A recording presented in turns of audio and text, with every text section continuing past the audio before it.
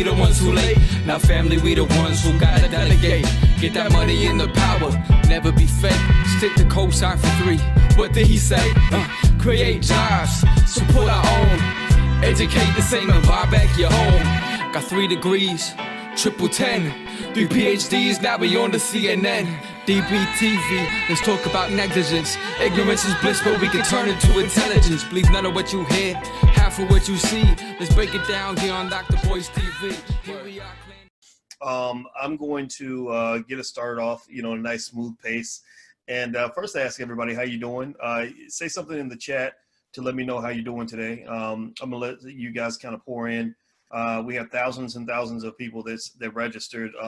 The Zoom capacity is 3,000, but we had over, I think, I forgot how many thousand, maybe 5,000-6,000 people that registered. So it'll just be first come, first serve. And then if people can't make it in, then they can catch the next one. But what's going on, everybody? Let's see. I want to see what cities. What cities are you guys from?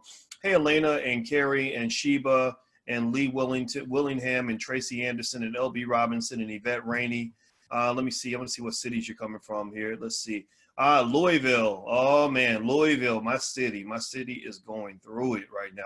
I couldn't believe it. I was, when I saw this stuff going on in the Ville, I was just stunned because, Louisville's always had a racism issue. Louisville, remember Muhammad Ali grew up in Louisville, and Muhammad Ali left Louisville and said, he said, I ain't never coming back. And I'm gonna tell you, I did the same thing when I turned 18. I said, I'm getting out of Louisville. I'm never coming back. So, when I see what's going on in my city, it made me think about a lot of things that I saw, growing up in Louisville.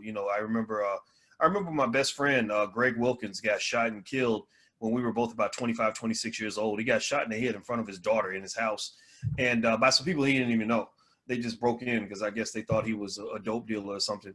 And and I remember the cops dragging their feet, not really investigating. It really was very frustrating because it was kind of like, oh, well, another dead nigga, who cares? That was kind of the mindset that they had. So, it's not surprising to see all this, but it is a little bit surprising because even though, the situation was messed up and it was tough, it's almost like the city's gotten worse, like it's gone backward, and I just find that really sad. So, but I just want you to know I'm watching very closely. Let's see, Terry Davis from DC. I see Concierge Services from the Bronx. Tommy Glover from Houston. I love Houston. Willie D, my friend, is there. Willie's going to be in my wedding, by the way. He invited himself to be in my wedding, but I was okay with it. Anybody else invited themselves, I would have been like, no, thank you. But Willie's a good guy, and I really like him. So I said, okay, sure, why not? I think it would be great. Nicole, Detroit. Let's see, Burnett, Trinidad. Okay, Shakira from Brooklyn. Sinitra from Chicago. Noah from Los Angeles. Tacoma Park, Maryland from Michael Powell. San Francisco, Chicago, Silver Springs, Maryland. Conyers, Georgia for Sheila. Las Vegas for Kimberly. Dr. Juan and Sheila from Atlanta. All right, I love it. All right, speaking of doctor, I got to brag a little bit. I hope that's okay. I think and I'm going to tell you why I'm going to do this. I hope it doesn't sound pretentious, but I got to brag. Dr. Alicia, my fiance, that beautiful black woman who's given me the honor of being my wife next year. The wedding was going to be in July, but we had to move it back because of COVID. So it's July 10th, 2021, same church, same everything. You're all invited. She actually was just promoted to full professor at the university she teaches at. And I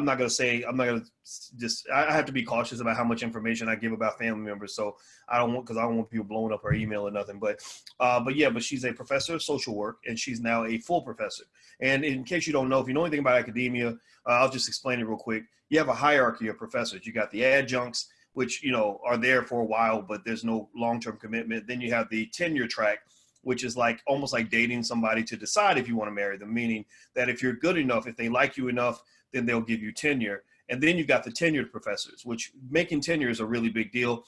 Most professors never become full professors. To become a full, it's like, the difference between going to the NBA and becoming an NBA all-star. She became an all-star, so I was really proud of her. We got the letter.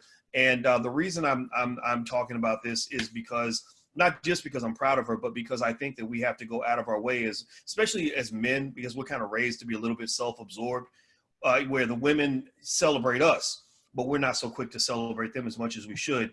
And I said, you know what, I'm gonna go out of my way to celebrate this and really, just brag a little bit about her black girl magic and just say that I think that that's that I'm proud of her. So I hope that's okay. I don't want to seem like we're bragging, but I got a smart Black woman that I get to sleep with every day, and I tell you that's a real blessing. So get you a nice Black woman. That'll make your life better. Just pick the right ones. Don't be picking them crazy ones, because y'all know we got the crazy ones out there, and the crazy men too. So but you're here, you're B1, you're like part of this tribe. So that means you're a good one. All right. So anyway, so today for Black Movie Night, let me just kind of give you some thoughts here in terms of where we're going with this. You guys know the purpose of Black Movie Night. Let me just reiterate the purpose. The purpose of Black Movie Night is basically to create, a Black Hollywood. That's it. I mean, we really, I don't know about you, but I get sick and damn tired of Hollywood, messing up our images, making us look crazy, doing the Coon Fest in every other movie. In fact, I don't know if you guys saw this or not, but during the all the protests and riots and everything, do you guys know that one of the top most viewed movies on Netflix was The Help? Like literally, like white people were watching The Help to learn about Black people. And and I was like, really? And so, that's the issue, right? That we have just so many misperceptions of who we are being perpetuated, so much fraudulent representation of Black people being pushed throughout the world, not just by white folks, but by Black folks. You've got false leadership out here. You got people out here just making you look crazy. You got rappers, some of them, not all of them, but some of them, about as ignorant as the day is long. Y'all know what I'm talking about. Come on now. I love hip hop, but y'all know some of these rappers are stupid, crazy, self-destructive, and just as bad as the damn KKK. And basically you're getting a whole lot of just misrepresentation on your people. And so, we got some choices, right? We could go and hold a march and saying we shall overcome, and call up Al Sharpton, and maybe he can come by and bring his perm with him and give a little speech and make everybody feel better. Or we could go beg white folks to make better movies, right? We could beg white people to stop being white and to stop doing what they've been doing for hundreds of years, right? That's an option, right? Or we could, take plan C, which is to build our own, create something that's ours, create something that's better than, the fake Hollywood, create something that's that really reflects the uniqueness and the brilliance and the capability of Black people. So that's what Black Movie Night's all about. Black Movie Night is basically an effort to create an economy. It's working. It's working. Like literally, I think we've crossed well over 100,000 people that have come to the Black Movie Nights. And basically what you're doing is you're creating the mechanisms that develop an industry, right? You need production, distribution, and monetization. So we've got the production. We've got the filmmakers, we got the directors, producers, writers, actors, actresses. We've got all these great talented Black people out here. Nobody's more talented than Black people. We know this, right? So you got all these folks out here making great movies, doing great stuff. Everybody from people like, like the Byron Hertz to Marcus Small, who made the Melanin Code, which you guys love, to Tariq Nasheed doing Hidden Colors. Dorian Chandler did Resurrecting Black Wall Street. Tierra KJ Williams did Raising a Black Scholar. Raheem Shabazz is doing Elementary Genocide. You've got so many great Black filmmakers out here. Madam President. I mean, the list goes on and on and on. So you've got the production side, right? And then at that point, well, what do you need next? You need distribution. Distribution. Why do you think Tyler Perry signed the deal with Lionsgate? Why do you think that so many Black filmmakers have to, or feel that they have to partner with, companies like Netflix or Lionsgate or Warner Brothers or whatever, right? They have to do that because white folks typically control distribution. Historically, they control distribution, which is getting your product out to the masses. Well, guess what? This platform, it's not as big as Netflix, but we can say that we can reach about 4 million people on Facebook. We know how to, we have maybe about we're approaching 1 million total YouTube subscribers, maybe 700,000, something like that. We have 100,000 people in the Black Business School. We have 300,000 or 400,000 of Black folks on email lists. So we can distribute, we can get it out to the masses. And then the last piece of building an industry is what they call monetization. And that's easy. That sounds just like it. It is what it sounds like, right? It's the ability to make turn $1 into $1.50, right? And then you rinse and repeat, right? So you invest your money on the front end. You make a great film. You distribute it to the masses. You've got a great group of people that believe in the mission and have a need for the product and support Black businesses and want to be a part of that, which is where you come in. and they support these films. And guess what? For every dollar you put in, you're making $1.50. You can then go back and take that money and reinvest it. Next thing you know, you're making bigger, better projects. You're making blackbuster films, not blockbuster, blackbuster films that have budgets over $1 million. So my prediction is that right out of Black Movie Night, I'm going to lay this out here. This is the vision that I have. This is something I believe we can do. I want us to be able to make a $1 million movie in the Black community. Like, I want us on this very platform to be able to say that we have this film, the budget is over $1 million, and we can confidently make this investment because we know that the audience is there as well. That folks are going to show up for this film the same way Black folks showed up when Disney put out the Black Panther. When Disney put out the Black Panther, y'all made Disney about $1 billion, about $1 billion. And I'm gonna tell you, Disney ain't giving that money back. They're not in the habit of giving money away to Black people, right? They're in the habit of giving money to white people. But we're not mad at Disney. We're not mad at them for doing what they do. What I'm more mad at is when we don't do what we do, right? When we don't do what we can do, right? So don't worry about them doing what they're gonna do. They're gonna keep doing what they do. White folks ain't gonna stop being white, right? They're not gonna stop hustling in their own way. But I want you to focus on doing what you do, which is building businesses and power in your own community. Now, let's go a little bit deeper here. Why is it that tonight on Black Movie Night, we're deviating a little bit?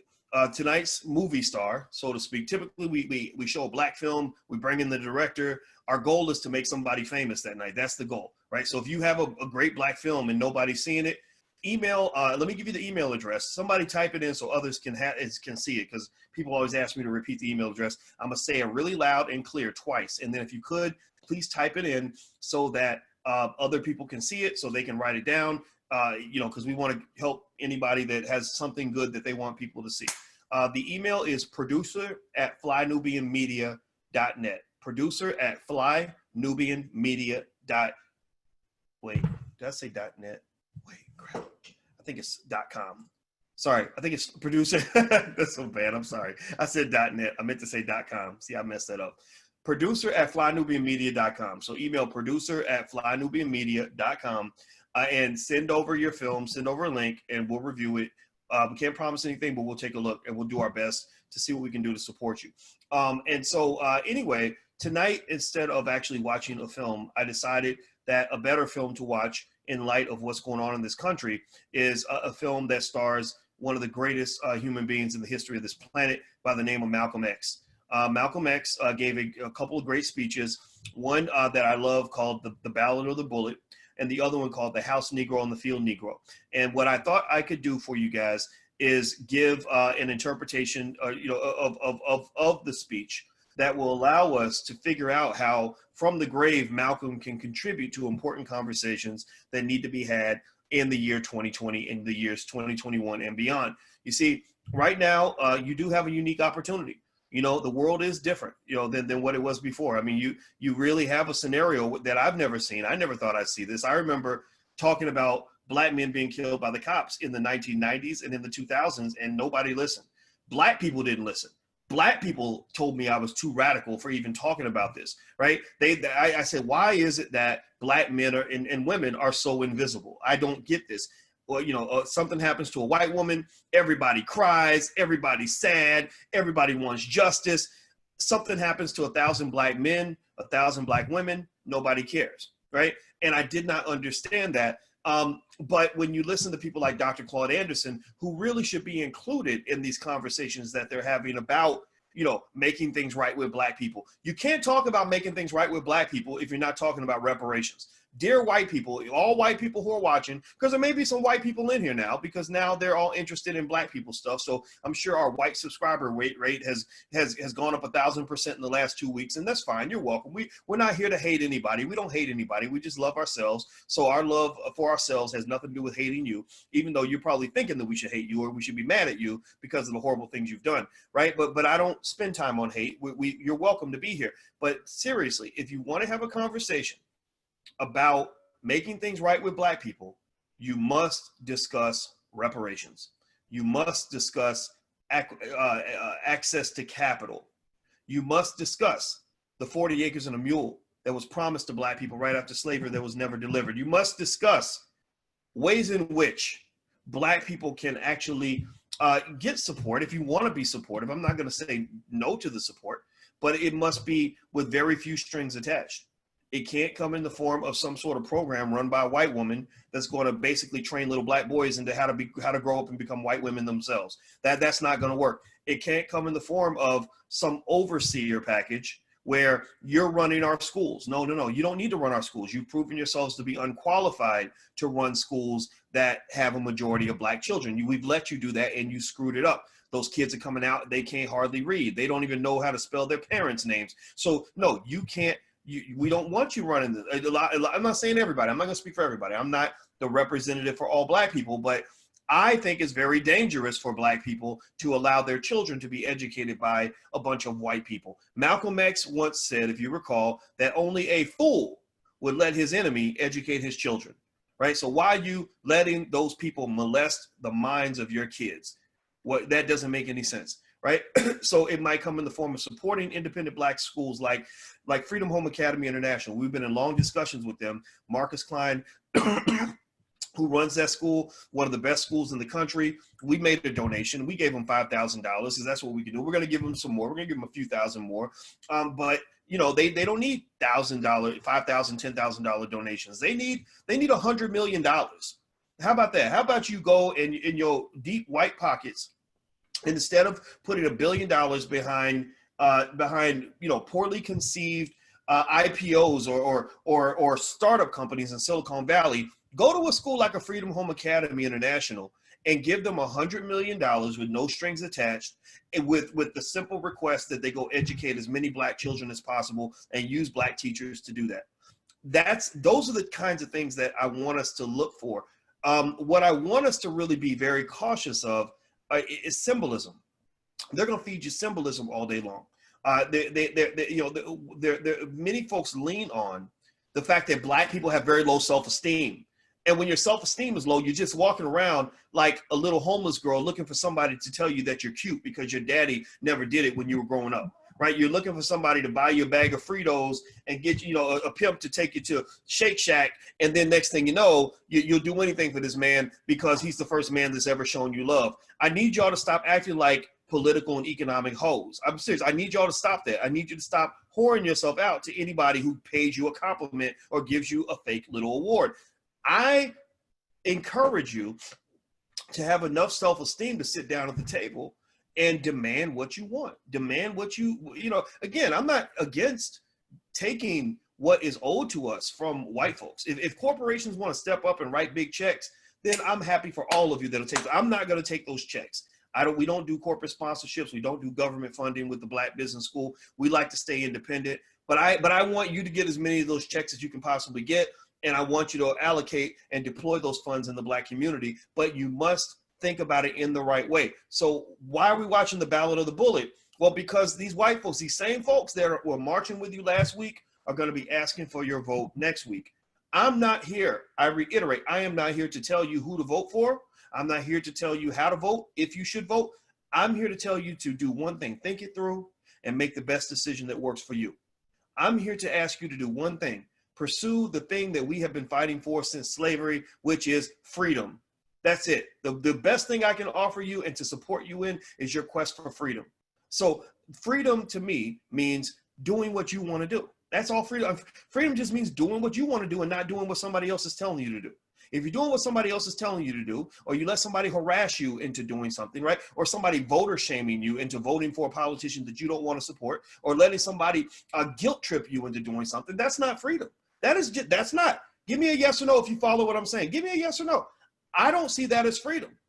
So when I tell you, when I go out here, think about this, process this for a minute. Here's two things you want to think about in terms of alarm bells that let you know that white folks ain't done being white and America is still America. Two things. One, you're having all these conversations about race, but they're going to the same usual suspects. They're still going to the Al Sharptons. They're ignoring the Dr. Claude Andersons. They're not having a conversation with him about powernomics. They're not talking to black folks that really know how to run businesses and who really know what the people need. They're going to the same old bougie folks that are utilizing their connection with the black community as an opportunity for them to build wealth and to get, to become successful individually. Right? That's a huge red flag for me. And I really think that this is also going to translate into into something that would only occur during an election year. Much of this is happening because it is an election year. If this were 2019 instead of 2020, most of these conversations would be very different. So I just don't want you to get played by the okie doke. Like Malcolm says, I don't want you to be hoodwinked, bamboozled, run amok, led astray, and all these other things. And there was one more point I was going to make on that, and I lost my point. Damn, I hate when that happens. You ever have a thought that goes in your head and then you're like, that's a good thought, and you try to hold on to it and it just disappears. But here's the point. There you go. See, it just came back. I think you have to be cautious also about this fact. Okay, so many of you who've watched this podcast or who've been in this space for any significant period of time, you know that I have never told Black people who to vote for. You know that I've never told you that you're not welcome here if you're a Trump supporter. I've never said to a Trump supporter, you can't come up in here because you're supporting Trump.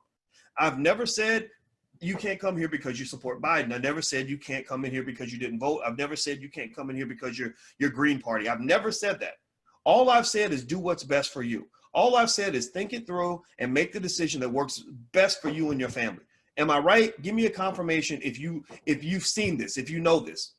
Right? So and a lot of you do know this. I have never told Black people what to do when they get in that voters booth, because I believe that is a fundamental freedom that you should have, that no one should be allowed to disturb. So if you know for a fact that I have never told Black people not to vote or who to vote for, well, why is it that there are so many people who have a problem, a big problem with what I have been saying to you? You don't understand. I got banned from Ebony magazine by one of the editors because she said he's telling Black people not to vote. I said, find me a recording anywhere where I told Black people not to vote or where I told Black people who to vote for. I've never done that. I've never done that. So the reason I bring this up is not because it's about me. I'm used to that, right? You have propaganda, you have misinformation, you have people that want to manipulate you, mislead you, all this other stuff. That's going to continue to happen. But I wanted to point that out as a red flag in this simple sense. Why is it that some people have such a big problem with Black people making their own decisions? Why is it that people consider it to be a threat when someone simply says to Black people, look, just do what works best for you?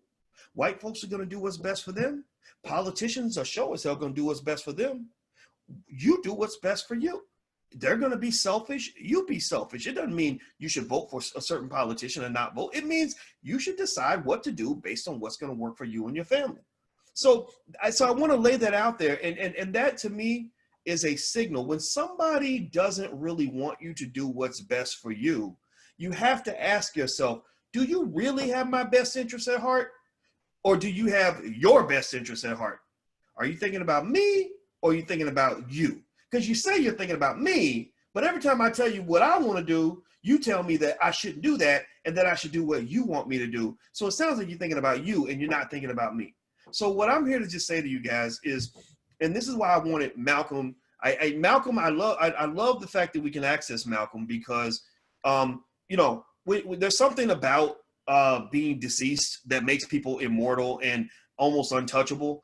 And there's something about being alive and in the trenches that makes people, throw swings at you and stuff like that, right? So maybe when I die, right, like I'm not scared of death. I'm not scared of death because I know the minute I die, I think I'll become an angel or something. I'll become immortal. I can speak, I can speak as one of the gods, and people will go back and watch old videos I made when I was here, because we appreciate things when they're gone, right? So I went to a funeral today and I told Alicia, I said, I want to actually create my own eulogy so that when I'm gone, the words will have more impact than they will while I'm here. So I don't want to die. I don't plan to die. I don't think I'm going to die, but I'm not scared to die. And if I die, that'll be a great opportunity for the words to sink in a little bit differently than they do when you're here. Because when you're just here, it's easy for people to just get mad and throw mud. But Malcolm's among the gods. He's among the ancestors now. And I want to lean on words from one of the ancestors, one of the most cherished, respected ancestors, one of the greatest human beings in the history of this country, the history of this world,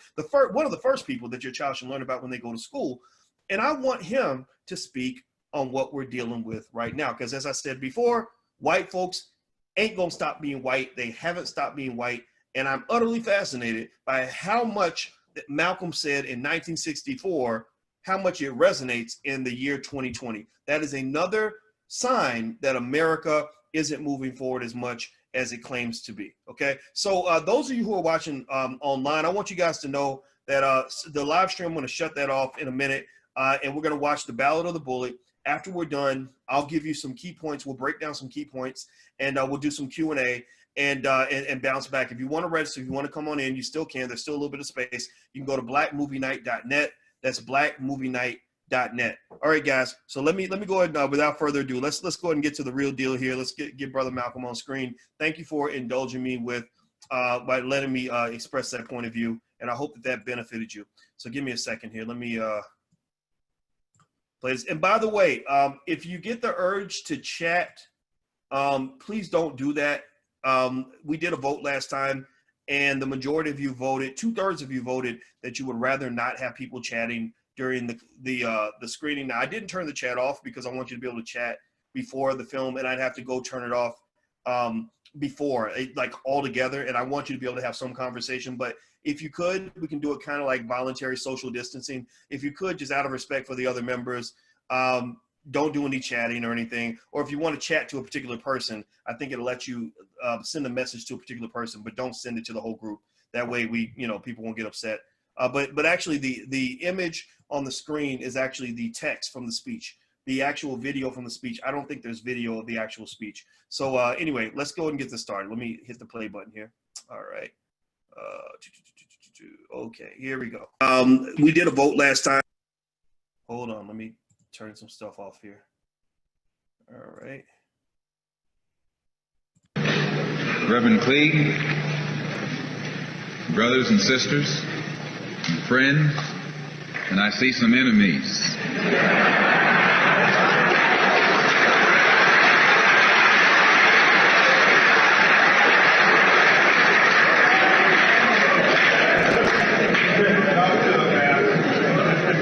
I think we'd be fooling ourselves if we had an audience this large and didn't realize that there were some enemies present. This afternoon, we want to talk about the ballot or the bullet. The ballot or the bullet explains itself. But before we get into it, since this is the year of the ballot or the bullet, I would like to clarify some things that refer to me personally concerning my own personal position. I'm still a Muslim. That is, my religion is still Islam.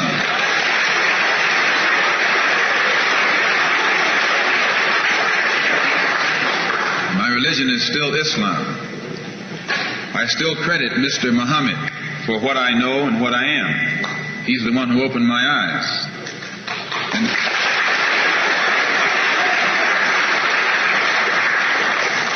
At present, I'm the minister of the newly founded Muslim Mosque Incorporated, which has its offices in the Teresa Hotel right in the heart of Harlem. That's the Black Belt in New York City.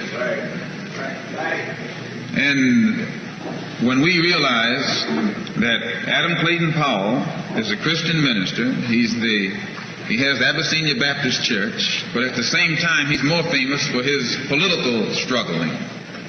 And Dr. King is a Christian minister from Atlanta, Georgia, or in Atlanta, Georgia, but he's become more famous for being involved in the civil rights struggle. There's another in New York, Reverend Galamison. I don't know if you've heard of him out here. He's a Christian minister from Brooklyn, but has become famous for his fight against the segregated school system in Brooklyn. Reverend Cleage, right here, is a Christian minister here in Detroit. He's the head of the Freedom Now Party. All of these are Christian ministers.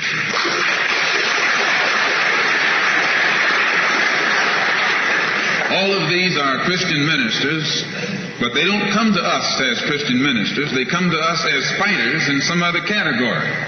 I'm a Muslim minister. The same as they are Christian ministers, I'm a Muslim minister. And I don't believe in fighting today in any one front, but on all fronts.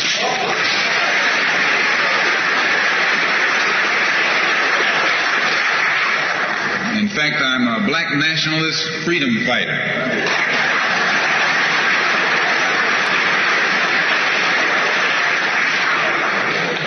Islam is my religion, but I believe my religion is my personal business.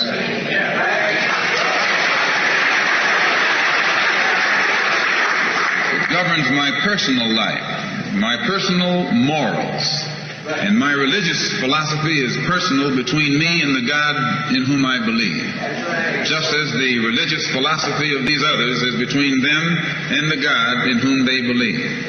And this is best this way. Were we to come out here discussing religion, we'd have too many differences from the outstart, and we could never get together. So today, though Islam is my religious philosophy, my political, economic, and social philosophy is black nationalism. You and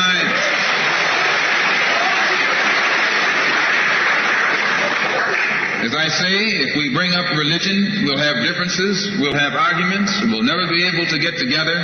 But if we keep our religion at home, keep our religion in the closet, keep our religion between ourselves and our God, but when we come out here, we have a fight that's common to all of us against the enemy who is common to all of us.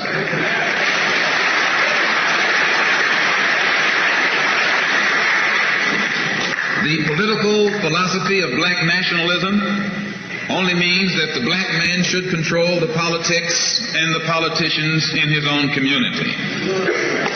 The time when white people can come in our community and get us to vote for them so that they can be our political leaders and tell us what to do and what not to do is long gone.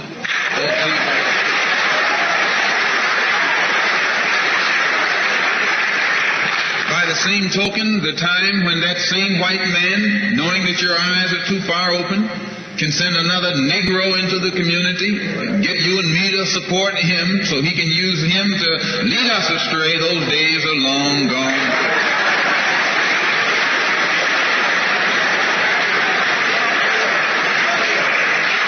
The political philosophy of black nationalism only means that if you and I are going to live in a black community, and that's where we're going to live, because as soon as you move into one of as soon as you move out of the black community into their community, it's mixed for a period of time, but they're gone, and you're right there all by yourself.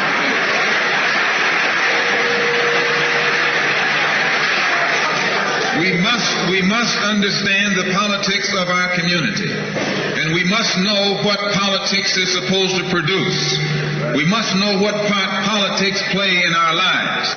And until we become politically mature, we will always be misled, led astray, or deceived or maneuvered into supporting someone politically who doesn't have the good of our community at heart. So the political philosophy of black nationalism only means that we will have to carry on a political program of re-education to open our people's eyes, make us become more politically conscious, politically mature.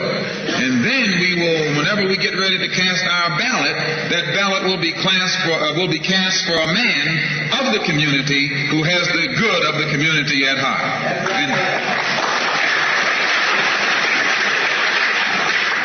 The economic philosophy of black nationalism only means that we should own and operate and control the economy of our community. You can't open up a black store in a white community. White man won't even patronize you. And he's not wrong. He got sense enough to look out for himself. And it's you who don't have sense enough to look out for yourself.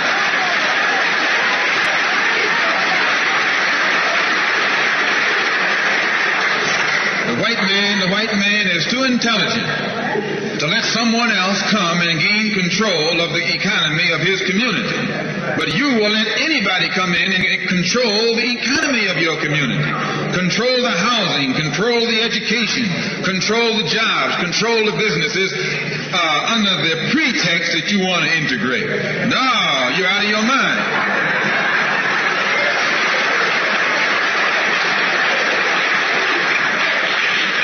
The economic philosophy of black nationalism only means that we have to become involved in a program of re-education to educate our people into the importance of knowing that when you spend your dollar out of the community in which you live, the community in which you spend your money becomes richer and richer. The community out of which you take your money becomes poorer and poorer. And because these Negroes who have been misled, misguided, are breaking their necks to take their money and spend it with the man is becoming richer and richer, and you're becoming poorer and poorer. And then what happens? The community in which you live becomes a slum. It becomes a ghetto.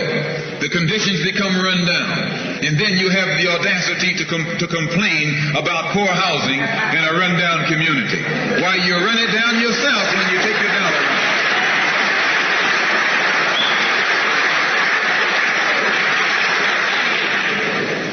And you and I are in a double trap, because not only do we lose by taking our money someplace else and spending it, when we try and spend it in our own community, we're trapped because we haven't had sense enough to set up stores and control the businesses of our community. The man who's controlling the stores in our community is a man who doesn't look like we do. He's a man who doesn't even live in the community. So you and I, even when we try and spend our money in the block where we live or the area where we live, we're spending it with a man who, when the sun goes down, takes that basket full of money in another part of the town.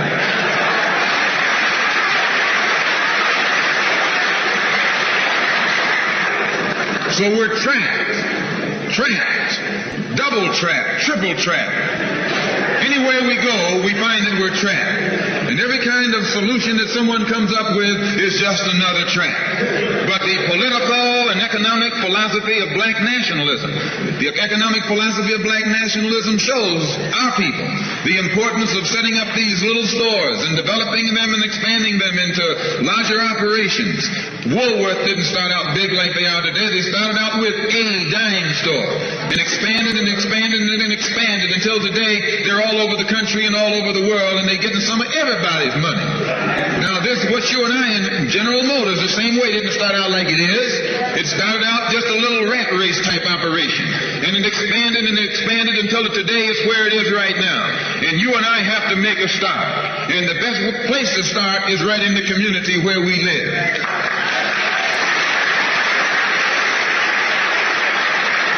So our people not only have to be re-educated to the importance of supporting black business, but the black man himself has to be made aware of the importance of going into business.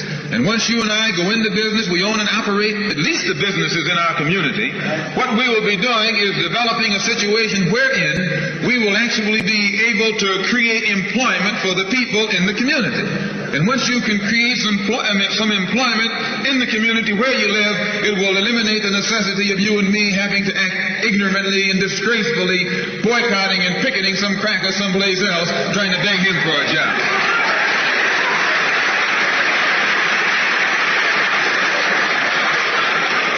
Anytime you have to rely upon your enemy for a job, you're in bad shape. And he is your enemy. Anytime, you wouldn't be in this country if some enemy hadn't kidnapped you and brought you here.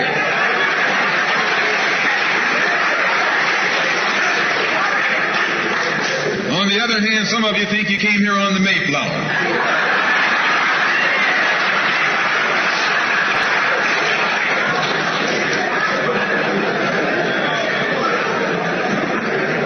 So as you can see, brothers and sisters, today, this afternoon, it's not our intention to discuss religion.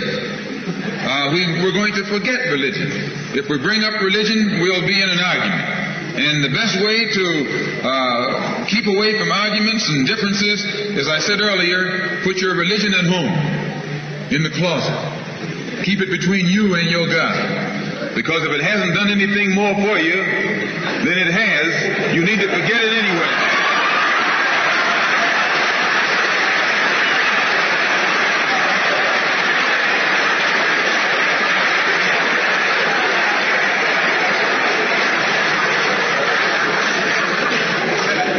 Whether you are a Christian or a Muslim or a nationalist, we all have the same problem. They don't hang you because you're a Baptist, they hang you because you're black.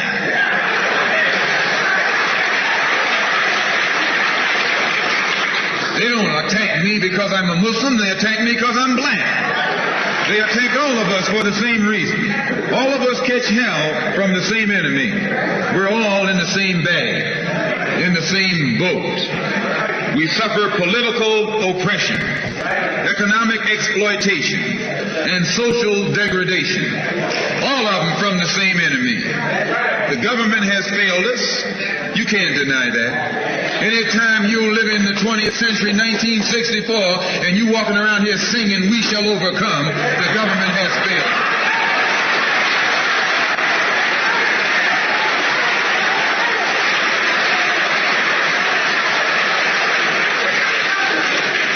This is part of what's wrong with you. You do too much singing.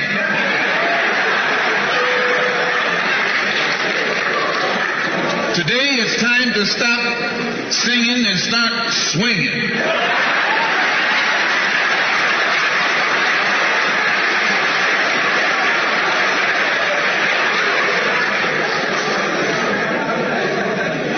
You can't sing up on freedom, but you can swing up on some freedom.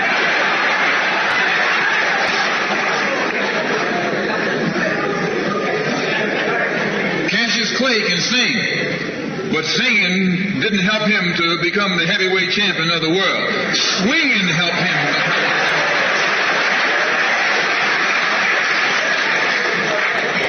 So this government has failed us. The government itself has failed us. And the white liberals who have been posing as our friends have failed us. And once we see that all these other sources to which we've turned have failed, we stop turning to them and turn to ourselves. We need a self-help program. Do it yourself philosophy. Do it right now philosophy. It's already too late philosophy. This is what you and I need to get with. And the only way we're going to solve our problem is with a self-help program. Before we can get a self-help program started, we have to have a self-help philosophy. Black nationalism is a self-help philosophy. What's so good about it, you can stay right in the church where you are and still take black nationalism as your philosophy. You can stay in any kind of civic organization that you belong to and still take black nationalism as your philosophy. You can be an atheist and still take black nationalism as your philosophy. This is a philosophy that eliminates the necessity for division and argument. Because if you're black, you should be thinking black. And if you're black and you're not thinking black at this late date, well, I'm sorry for you.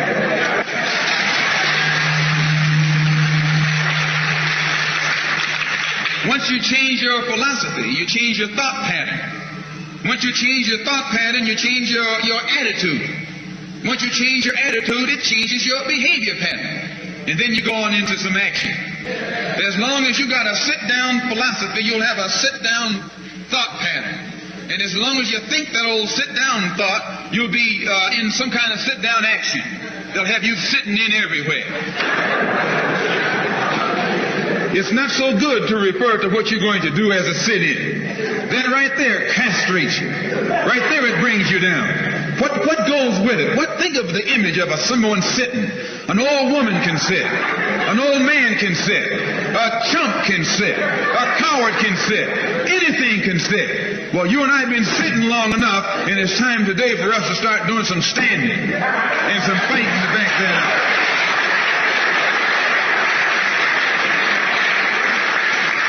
When we look at other parts of this earth upon which we live, we find that black, brown, red, and yellow people in Africa and Asia are getting their independence. They're not getting it by singing, "We shall overcome." No, they're getting it through nationalism. It is nationalism that brought about the independence of the people in Asia. Every nation in Asia gained its independence through the philosophy of nationalism. Every nation on the African continent that has gotten its independence brought it about through the philosophy of nationalism. And it will take black nationalism to bring about the freedom of 22 million Afro-Americans here in this country where we have suffered colonialism for the past 400 years.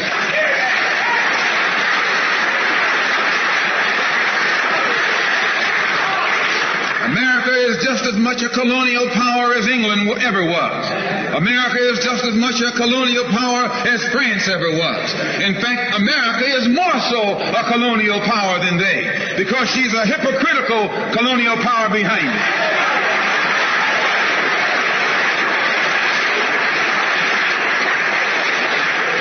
What is 20th? What do you call second-class citizenship? Why, that's colonization. Second-class citizenship is nothing but 20th century slavery. How are you going to tell me you're a second-class citizen? They don't have second-class citizenship in any other government on this earth. They just have slaves and people who are free. Well, this country is a hypocrite. They try and make you think they set you free by calling you a second-class citizen. No, you're nothing but a 20th century slave.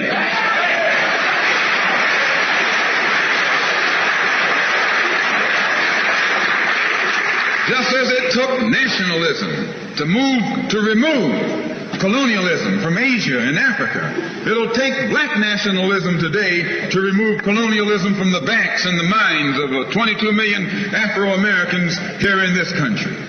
And 1964 looks like it might be the year of the ballot or the bullet.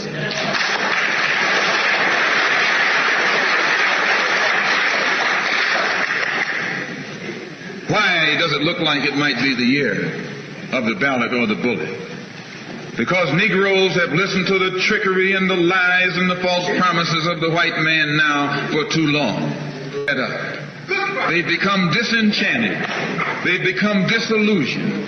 They've become dissatisfied. And all of this has built up frustrations in the black community that makes the black community throughout America today more explosive than all of the atomic bombs the Russians can ever invent.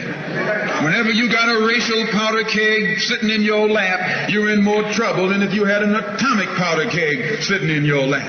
When a racial powder keg goes off, it doesn't care who it knocks out the way. Understand this, it's dangerous. And in 1964, this seems to be the year. Because what can the white man use now to fool us? After he put down that march on Washington, and you see all through that now, he tricked you, had you marching down to Washington. Yes, had you marching back and forth between the feet of a dead man named Lincoln and another dead man named George Washington, singing "We Shall Overcome."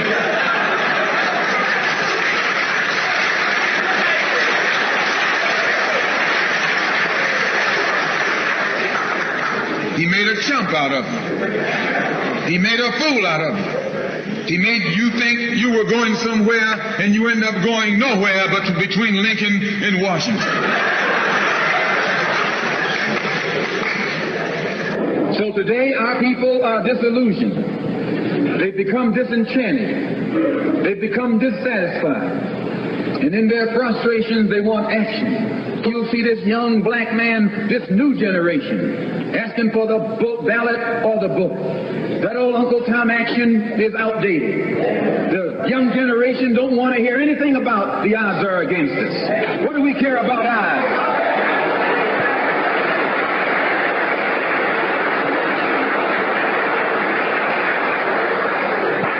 When this country here was first being founded, there were 13 colonies. The whites were colonized. They were fed up with this taxation without representation. So some of them stood up and said, liberty or death. I went to a white school over here in Mason, Michigan. The white man made the mistake of letting me read his history books. He made the mistake of teaching me that Patrick Henry was a patriot and George Washington wasn't nothing nonviolent about old Pat or George Washington. Liberty or death was what brought about the freedom of whites in this country from the English.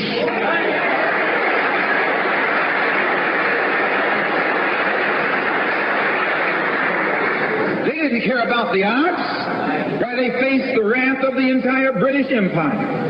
And in those days, they used to say that the British Empire was so vast and so powerful when the sun would never set on it. This is how big it was. Yet these 13 little scrawny states, tired of taxation without representation, tired of being exploited and oppressed and degraded, told that big British Empire, liberty or death. And here you have 22 million Afro-American black people today catching more hell than Patrick Henry ever saw.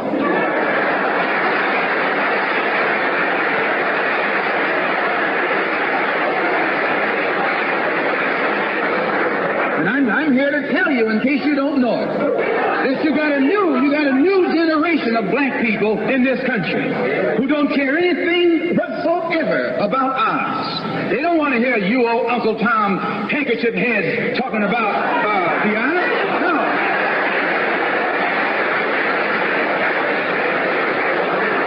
This is a new generation. If they're going to draft these young black men and send them over to Korea or South Vietnam to face 800 million Chinese,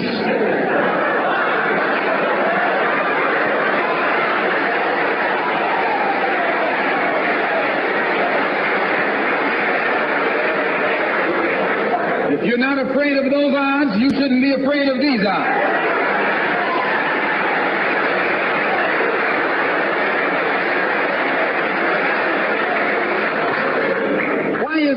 Why does this loom to be such an explosive political year?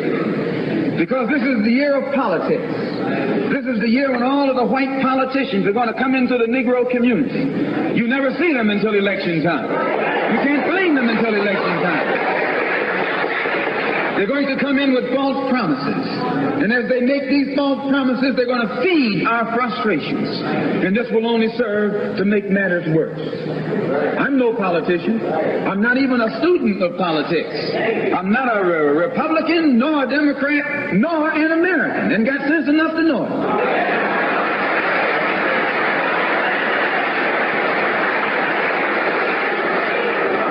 I'm one of the 22 million black victims of the Democrats. One of the 22 million black victims of the Republicans, and one of the 22 million black victims of Americanism.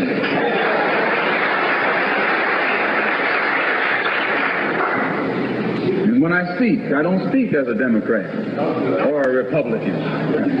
I speak as a victim of America's so-called democracy. You and I have never seen democracy. All we've seen is hypocrisy.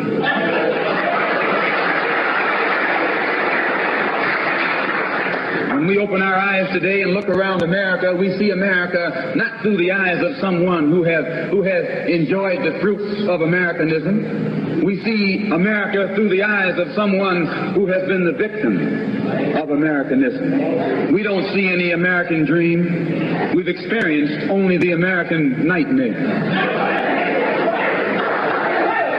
We haven't benefited from America's democracy.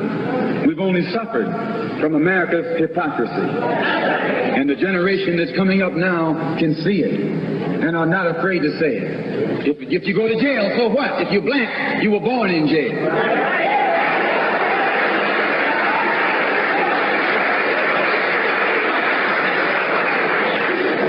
If you're black, you were born in jail. In the North as well as the South. Stop talking about the South. As long as you're south of the Canadian border, you're South.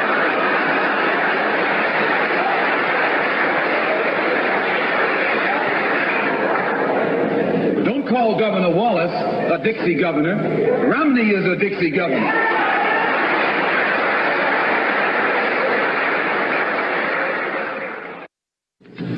22 million black victims of Americanism are waking up, and they're gaining a new political consciousness, becoming politically mature. And as they develop this political maturity, they're able to see the recent trends in these political elections. They see that the whites are so evenly divided that every time they vote, the race is so close, they have to go back and count the votes all over again. And which means that any block, any minority that has a block of votes that stick together is in a strategic position. Either way you go, that's who gets it. You're in a position to determine who'll go to the White House and who'll stay in the doghouse.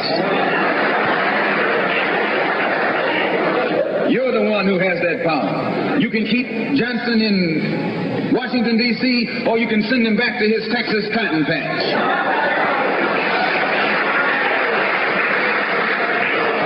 You're the one who sent Kennedy to Washington. You're the one one who put the present Democratic administration in Washington, D.C. The whites were evenly divided. It was the fact that you threw 80% of your votes behind the Democrats that put the Democrats in the White House. When you see this, you can see that the Negro vote is the key factor. And despite the fact that you are in a position to be the determining factor, what do you get out of it? The Democrats have been in Washington, D.C. only because of the Negro vote. They've been down there 4 years. And all other legislation they wanted to bring up, they brought it up and gotten it out of the way, and now they bring up you. And now they bring up you. You put them first, and they put you last. Because you're a chump.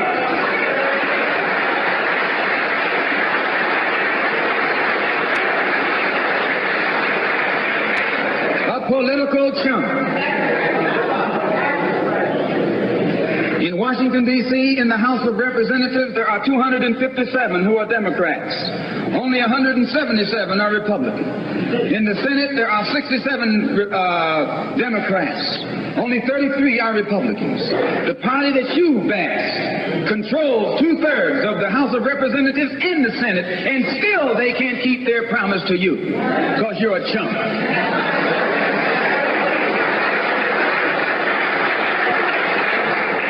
Anytime you throw your weight behind a political party that controls 2/3 of the government, and that party can't keep the promise that it made to you during election time, and you are dumb enough to walk around continuing to identify yourself with that party, you're not only a chump, but you're a traitor to your race.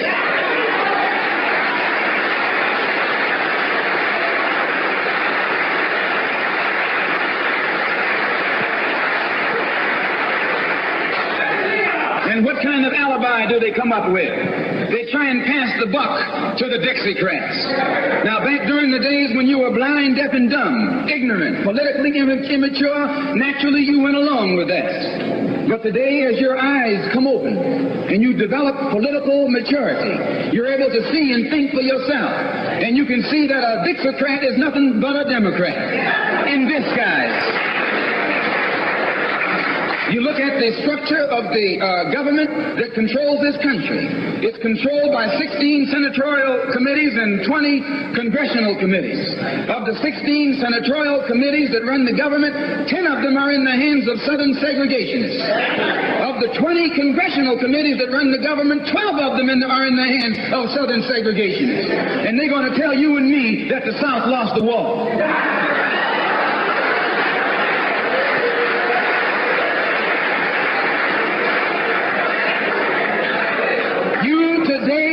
Are in the hands of a government of segregationists, racists, white supremacists, who belong to the Democratic Party but disguise themselves as Dixiecrats. A Dixiecrat is nothing but a Democrat. Whoever runs the Democrats is also the father of the Dixiecrats, and the father of all of them is sitting in the White House.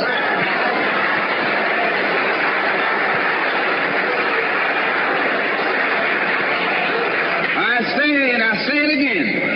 You got a president who's nothing but a Southern segregationist.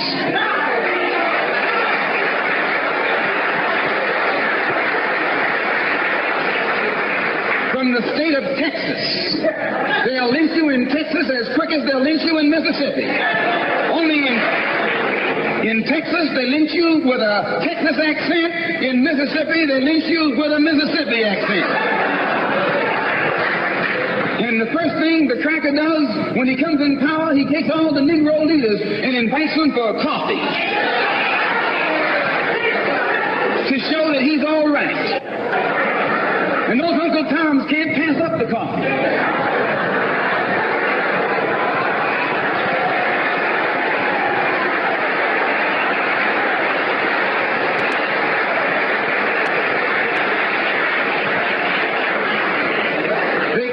From the coffee table, telling you and me that this man is all right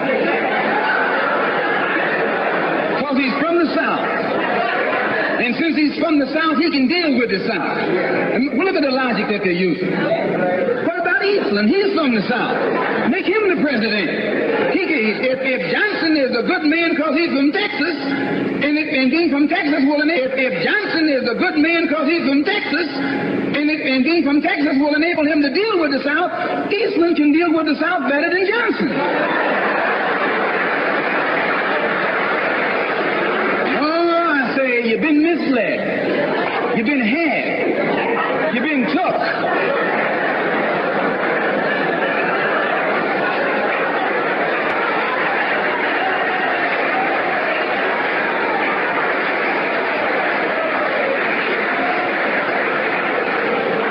Washington a couple of weeks ago while the senators were filibustering, and I noticed in the back of the Senate a huge map, and on this map it showed the distribution of Negroes in America. And surprisingly, the same senators that were involved in the filibuster were from the states where there were the most Negroes.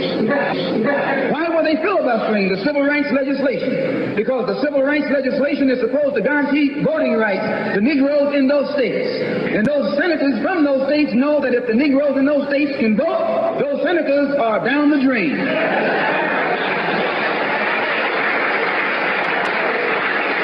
The representatives of those states go down the drain. And in the Constitution of this country, it has a stipulation wherein whenever the rights, the voting rights of people in a certain district are violated, then the representative who's from that particular district, according to the Constitution, is supposed to be expelled from the Congress. Now, if this particular aspect of the Constitution was enforced, why, you wouldn't have a cracker in Washington, D.C.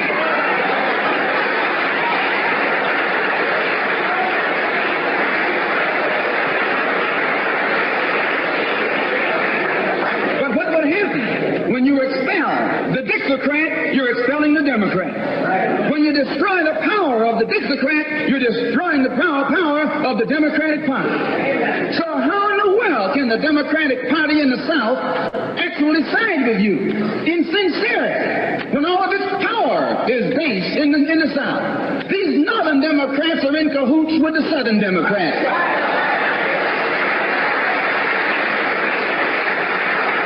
They're playing a giant con game, a political con game. You know how it goes. One of them comes to you and make believe he's for you, and he's in cahoots with the other one that's not for you.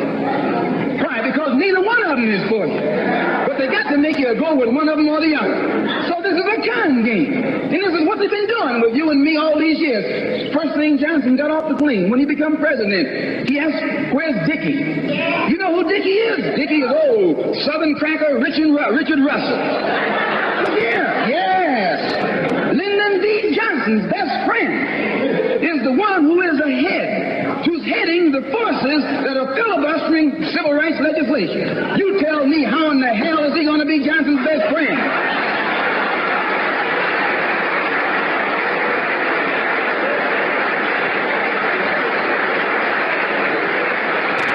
How can Johnson be his friend and your friend too? No, that man is too tricky, especially if his friend is still old Dickie.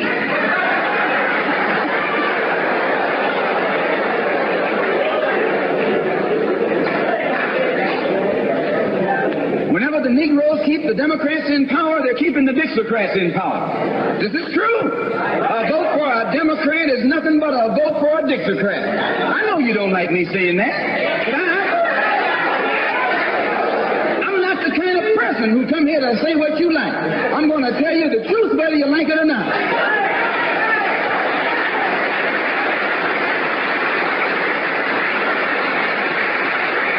Here in the North, you have the same thing. The Democratic Party don't do it. They don't do it that way. They got a thing that they call gerrymandering. They maneuver you out of power. Even though you can vote, they fix it so you're voting for nobody. They got you going and coming. In the South, they're outright political wolves. In the North, they're political foxes. A fox and a wolf are both canine. Both belong to the dog family.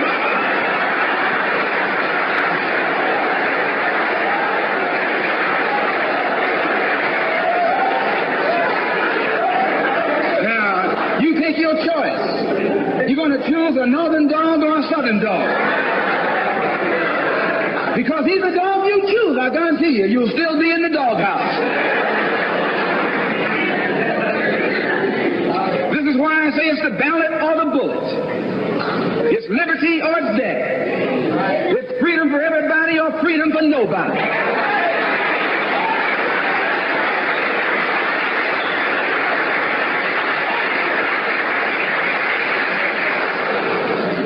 America today finds herself in a unique situation. Historically, revolutions are bloody. Oh, yes, they are. They have never had a bloodless revolution or a nonviolent revolution. That don't happen even in Hollywood.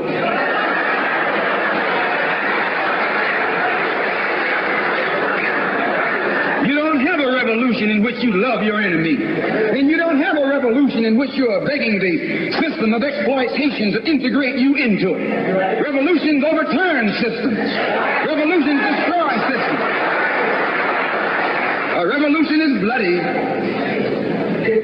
But America is in a unique position. She's the only country in history in a position actually to become involved in a bloodless revolution. The Russian Revolution was bloody.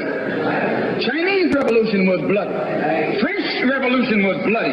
Cuban Revolution was bloody. And there was nothing more bloody than the American Revolution. But today, this country can become involved in a revolution that won't take bloodshed. All she's got to do is give the black man in this country everything he's doing. Everything.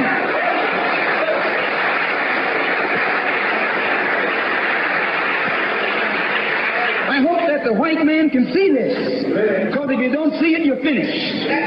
If you don't see it, you're going to become involved in some action in which you don't have a chance. We don't care anything about your atomic bomb. It's useless, because other countries have atomic bombs. When 2 or 3 different countries have atomic bombs, nobody can use it.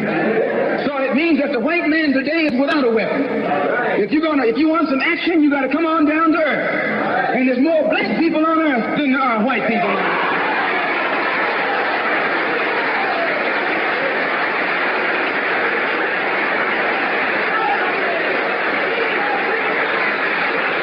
I only got a couple more minutes. The white man can never win another war on the ground. His days of war victory, his days of ground victory are over. Right now, that he's involved in. Tell me where he's winning. Nowhere. Why, some rice eaters ran him out of Korea. Yes, they ran him out of Korea.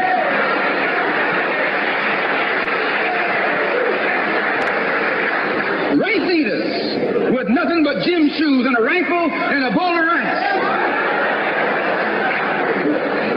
Took him and his tanks and his napalm and all that other action he's supposed to have and ran him across the Yalu. Why? Because the day that he can win on the ground is past. Up in French Indochina, those little peasants, rice growers, took on the might of the French army and ran all the Frenchmen. You remember Dien Bien Phu?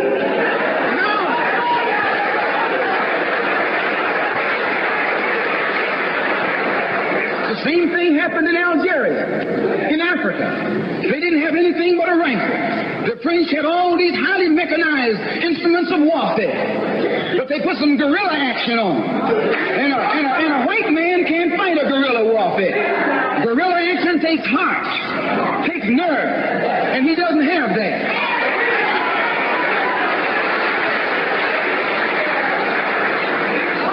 He's brave when he's got tanks. He's brave when he's got planes. He's brave when he's got bombs. He's brave when he got a whole lot of company along with him. But you take that little man from Africa and Asia, turn him loose in the woods with a blade.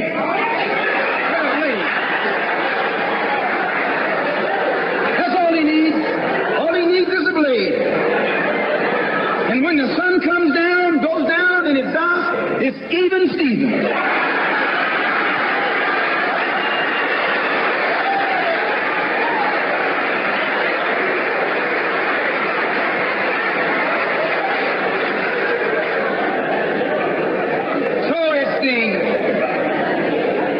It's the ballot or the bullet. Today our people can see that we're faced with a government conspiracy. This government has failed us. The senators who are filibustering concerning your and my rights, that's the government. Don't say it's Southern senators. This is the government. This is a government filibuster. It's not a segregationist filibuster. It's a government filibuster. Any kind of activity that takes place on the floor of the Congress or the Senate, that's the government. Any kind of dilly-dallying, that's the government. Any kind of pussyfooting, that's the government. Any kind of act that's designed to delay or deprive you and me right now of getting full rights, that's the government, that's responsible. And anytime you find the government involved in a conspiracy to violate the citizenship or the civil rights of a people, then you are wasting your time going to that government expecting redress. Instead, you have to take that government to the world court and accuse it of genocide and all of the other crimes that it is guilty of today.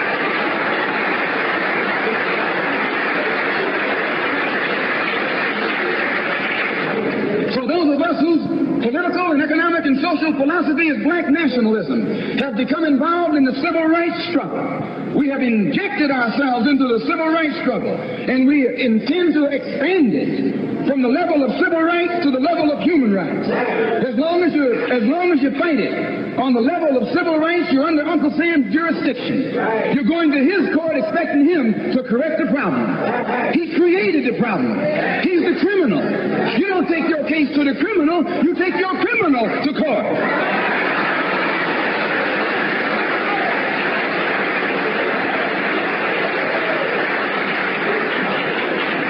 When the government of South Africa began to trample upon the human rights of the people of South Africa, they were taken to the UN. When the government of Portugal began to trample upon the rights of our brothers and sisters in Angola, it was taken before the UN. Why, even the white man took the Hungarian question to the UN, and just this week, Chief Justice Goldberg was crying over 3 million Jews in Russia about their human rights, charging Russia with violating the UN Charter because of its mistreatment of the human rights of Jews in Russia. Now you tell me, how can the plight of everybody on this earth reach the halls of the United Nations, and you have 22 million Afro-Americans whose churches are being bombed,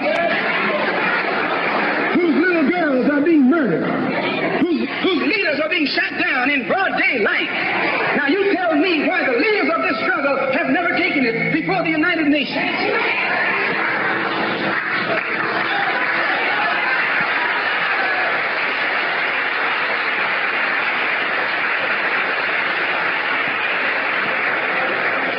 So our next move is to take the entire civil rights struggle problem into the United Nations.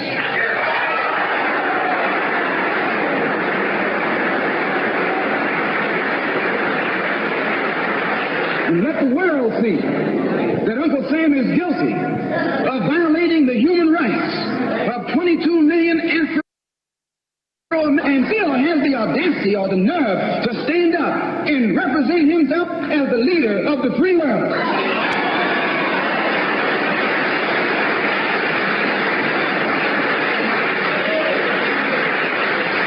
Not only is he a crook, he's a hypocrite. Here he is standing up in front of other people, Uncle Sam, with the blood of your and my mothers and fathers on his hands, with the blood dripping down his jaws like a bloody-jawed wolf, and still got the nerve to point his finger at other countries. You can't even get civil rights legislation. And this man has got the nerve to stand up and talk about South Africa, or talk about Nazi Germany, or talk about Portugal. No more days like those.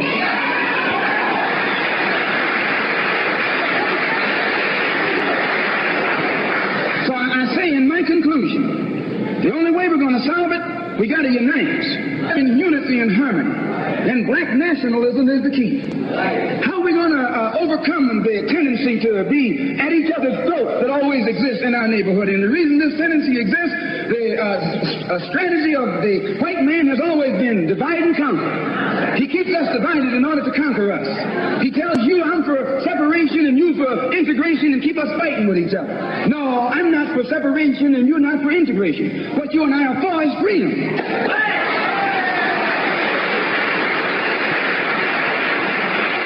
Only you think that integration will get you freedom. I think separation will get me freedom.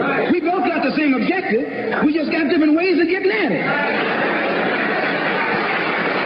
So I study this man, Billy Graham, who preaches white nationalism. That's what he preaches.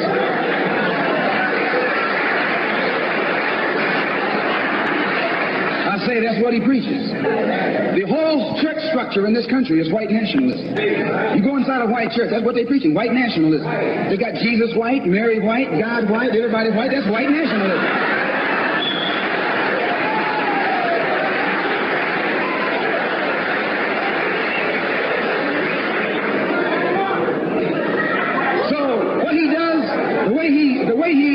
The way he circumvents the jealousy and envy that he ordinarily would incur among the heads of the church. Whenever you go into an area where the church already is, you're going to run into trouble. Because they got that thing, what you call it, syndicated. So they got a syndicate just like the racketeers have. I'm going to say what's on my mind because the preachers already proved to you that they got a syndicate.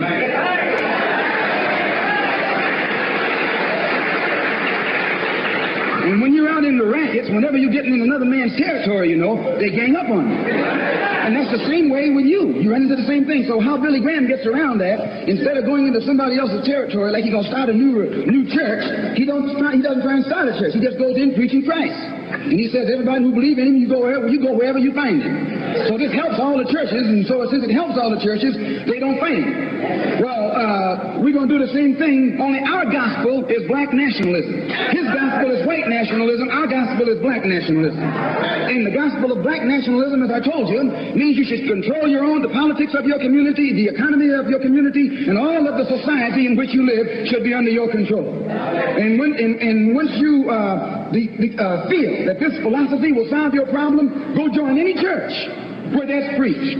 Don't join a church where white nationalism is preached. Now you can go to a Negro church and be exposed to white nationalism. Because when you walk in a Negro church and a white Mary and some white angels, that Negro church is preaching white nationalism.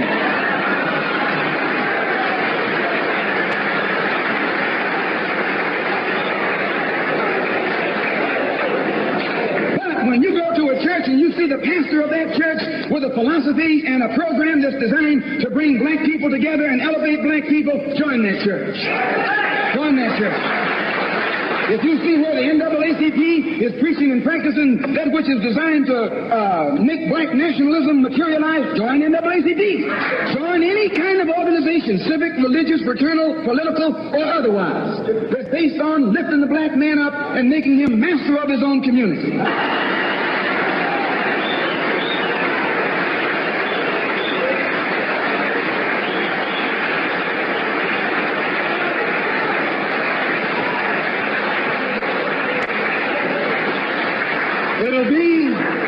It'll be the ballot, or it'll be the bullet. It'll be liberty, or it'll be death. And if you're not ready to pay that price, don't use the word freedom in your vocabulary. One more thing. I was on a program in Illinois recently with Senator Paul Douglas, a so-called liberal, so-called Democrat, so-called white man. At which time he told me that our African brothers were not interested in us in Africa. He says the Africans aren't interested in the American Negro. I knew he was lying. But during the next 2 or 3 weeks, it's my intention and plan to make a tour of our African homeland. And I hope that when I come back, I'll be able to come back and let you know how our African brothers and sisters feel toward us.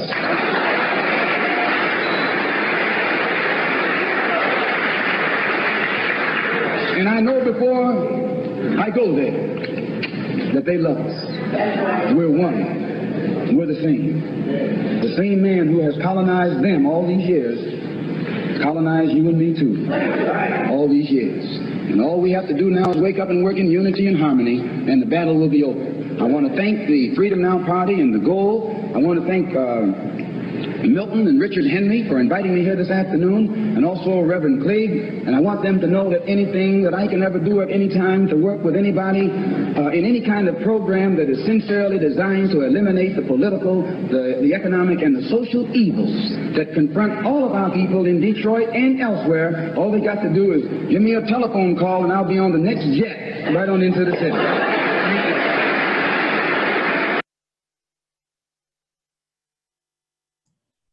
All right, everybody. All right. So tell me, what did you think? What did you think? Give Malcolm. Malcolm's watching from the grave because we had to finish his work. So tell me what you guys thought of the speech. How did it affect you? Did it impact you? I don't know how many of you have actually had a chance to listen to the speech in its entirety, but I thought that we really need to do school church today so that we can figure out who the heck we are and really formalize a discussion that centers our minds on what it is we have to do in the environment that we're in. Now, one thing I want to tell you guys is that I was actually going to try to cover 2 speeches tonight, but I'm not going to do that because I feel that each one deserves its own individual attention. The Ballot of the Bullet is such a powerful speech, and I was just going through and I was making all these notes on just, these gems that were sort of picked up in the speech. And I just said, oh my gosh, I can't, there's no way I could talk about both of these speeches in the same night because there's so much, it's so heavy. And what I love about it, here's what I love about listening to Malcolm X. It's similar to how I feel when I listen to Dr. Claude Anderson. I love listening to people who are not feeding Black people bullshit. I love listening to people who are giving Black people solutions, encouraging us to be courageous, encouraging us to be confident, encouraging us to demand and to fight for the things that we truly deserve. I like that. I like people that raise the bar for our people in terms of challenging all of us to really think carefully about this thing that we're in.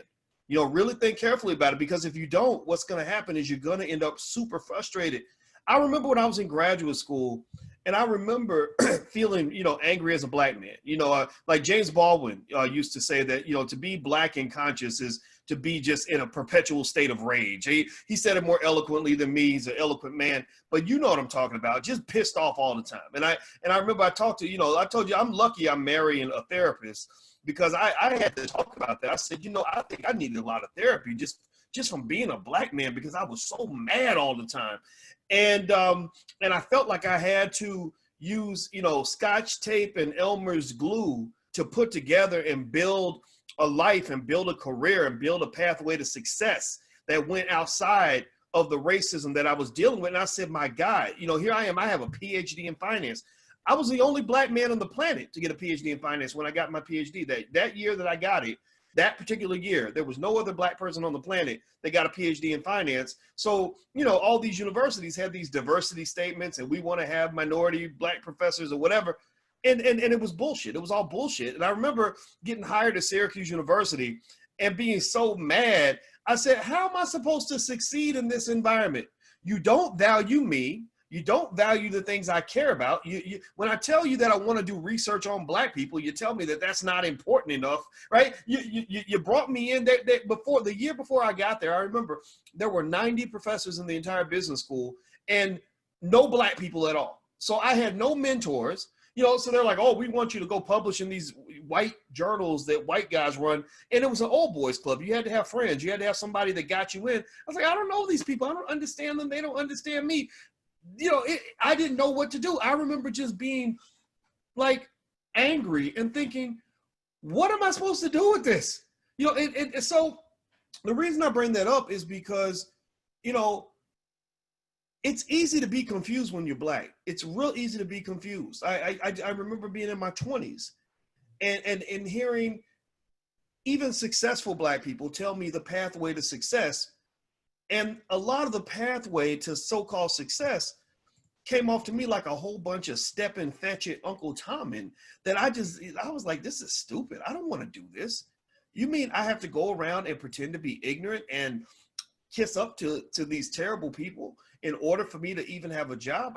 It was very emasculating, or when you're listening to so-called Black leaders and they're all these sort of preachers who are telling you that you're too angry. I don't know if anybody else has ever been the angry Black man or the angry Black woman and had Black people tell you that you shouldn't be mad and that you should, sort of embrace this peace and love kind of thing.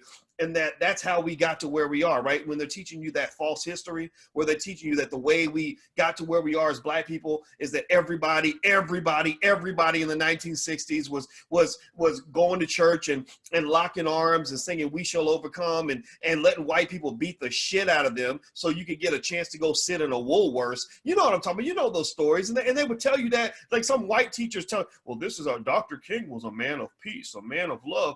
And you look at America, and America's not a country of peace. America's not a country of love. America's a country of violence. America's a country that has more guns than people. You know, America's a country that has achieved almost everything by fighting somebody. So you mean to tell me that we're the only ones sitting around literally letting people beat us into a coma and hoping that somebody puts it on TV so that somebody will feel sorry for us enough that they'll give us some civil rights that they can easily take away with another vote? I didn't get that. It was very confusing for me. And I did not understand how a watered down, weak, emasculated Black man could ever become a powerful human being and self-determined. And so I'm not saying that that's what Dr. King was, but I'm saying that there's a whole other side of Black history where you've got the Malcolm X's, you've got the Marcus Garveys that they don't teach about. You've got the Dr. Claude Andersons that they don't teach about. And I love having Dr. Claude Anderson come in, and we do that on Powernomics Thursdays. I love when he comes in because he's the guy that says, I was there for all of it. Dr. Claude Anderson is maybe slightly younger than Malcolm X or Martin Luther King would be if they were still alive. And he said, I was there for all of it, and I was not there for none of that, hold hands, march in peace, we shall overcome, let white people beat you upside the head so you can get an opportunity to go give them all your money. He wasn't down for that. Now, I'm not saying that the civil rights struggle was not valuable. I'm not saying it didn't add value. I'm saying that your education is horrifically incomplete. What you've been trained on, what you've been taught is wrong. What you've been taught is not the whole story. You've been taught in a way where you are like a domesticated house cat that's had his claws cut off, and you've been neutered intellectually to the point where you don't know which way is up. And so I think it's important for us, at the very least right now today, we have to make sure that when it comes to the education of ourselves, each other, and our children, that we control all of that, right? So let's go back to what Malcolm talked about. He talked about a philosophy of Black nationalism. If you want to put a label on it, let's put a label on it, Black nationalism. And I'm hesitant to put a label on it because, every title has a stigma attached, right? Some people think that being a Black nationalist or believing that Black people can do for self, that's either a foolhardy strategy, or that you're too radical to fit in, or that you're too Black to make people comfortable. Even Black people are uncomfortable around you. Well, I would say that we need to reconsider that. We need to sort of consider what that really means and I'm going to tell you what I was hearing from Malcolm as he spoke on Black nationalism. I was hearing, and remember at the beginning of this conversation, guys, the key word I was focusing on before we first started was what? Freedom. Freedom. That I don't care who you are, where you come from, or what you believe in, what your religion is, what your gender is, what your sexuality is.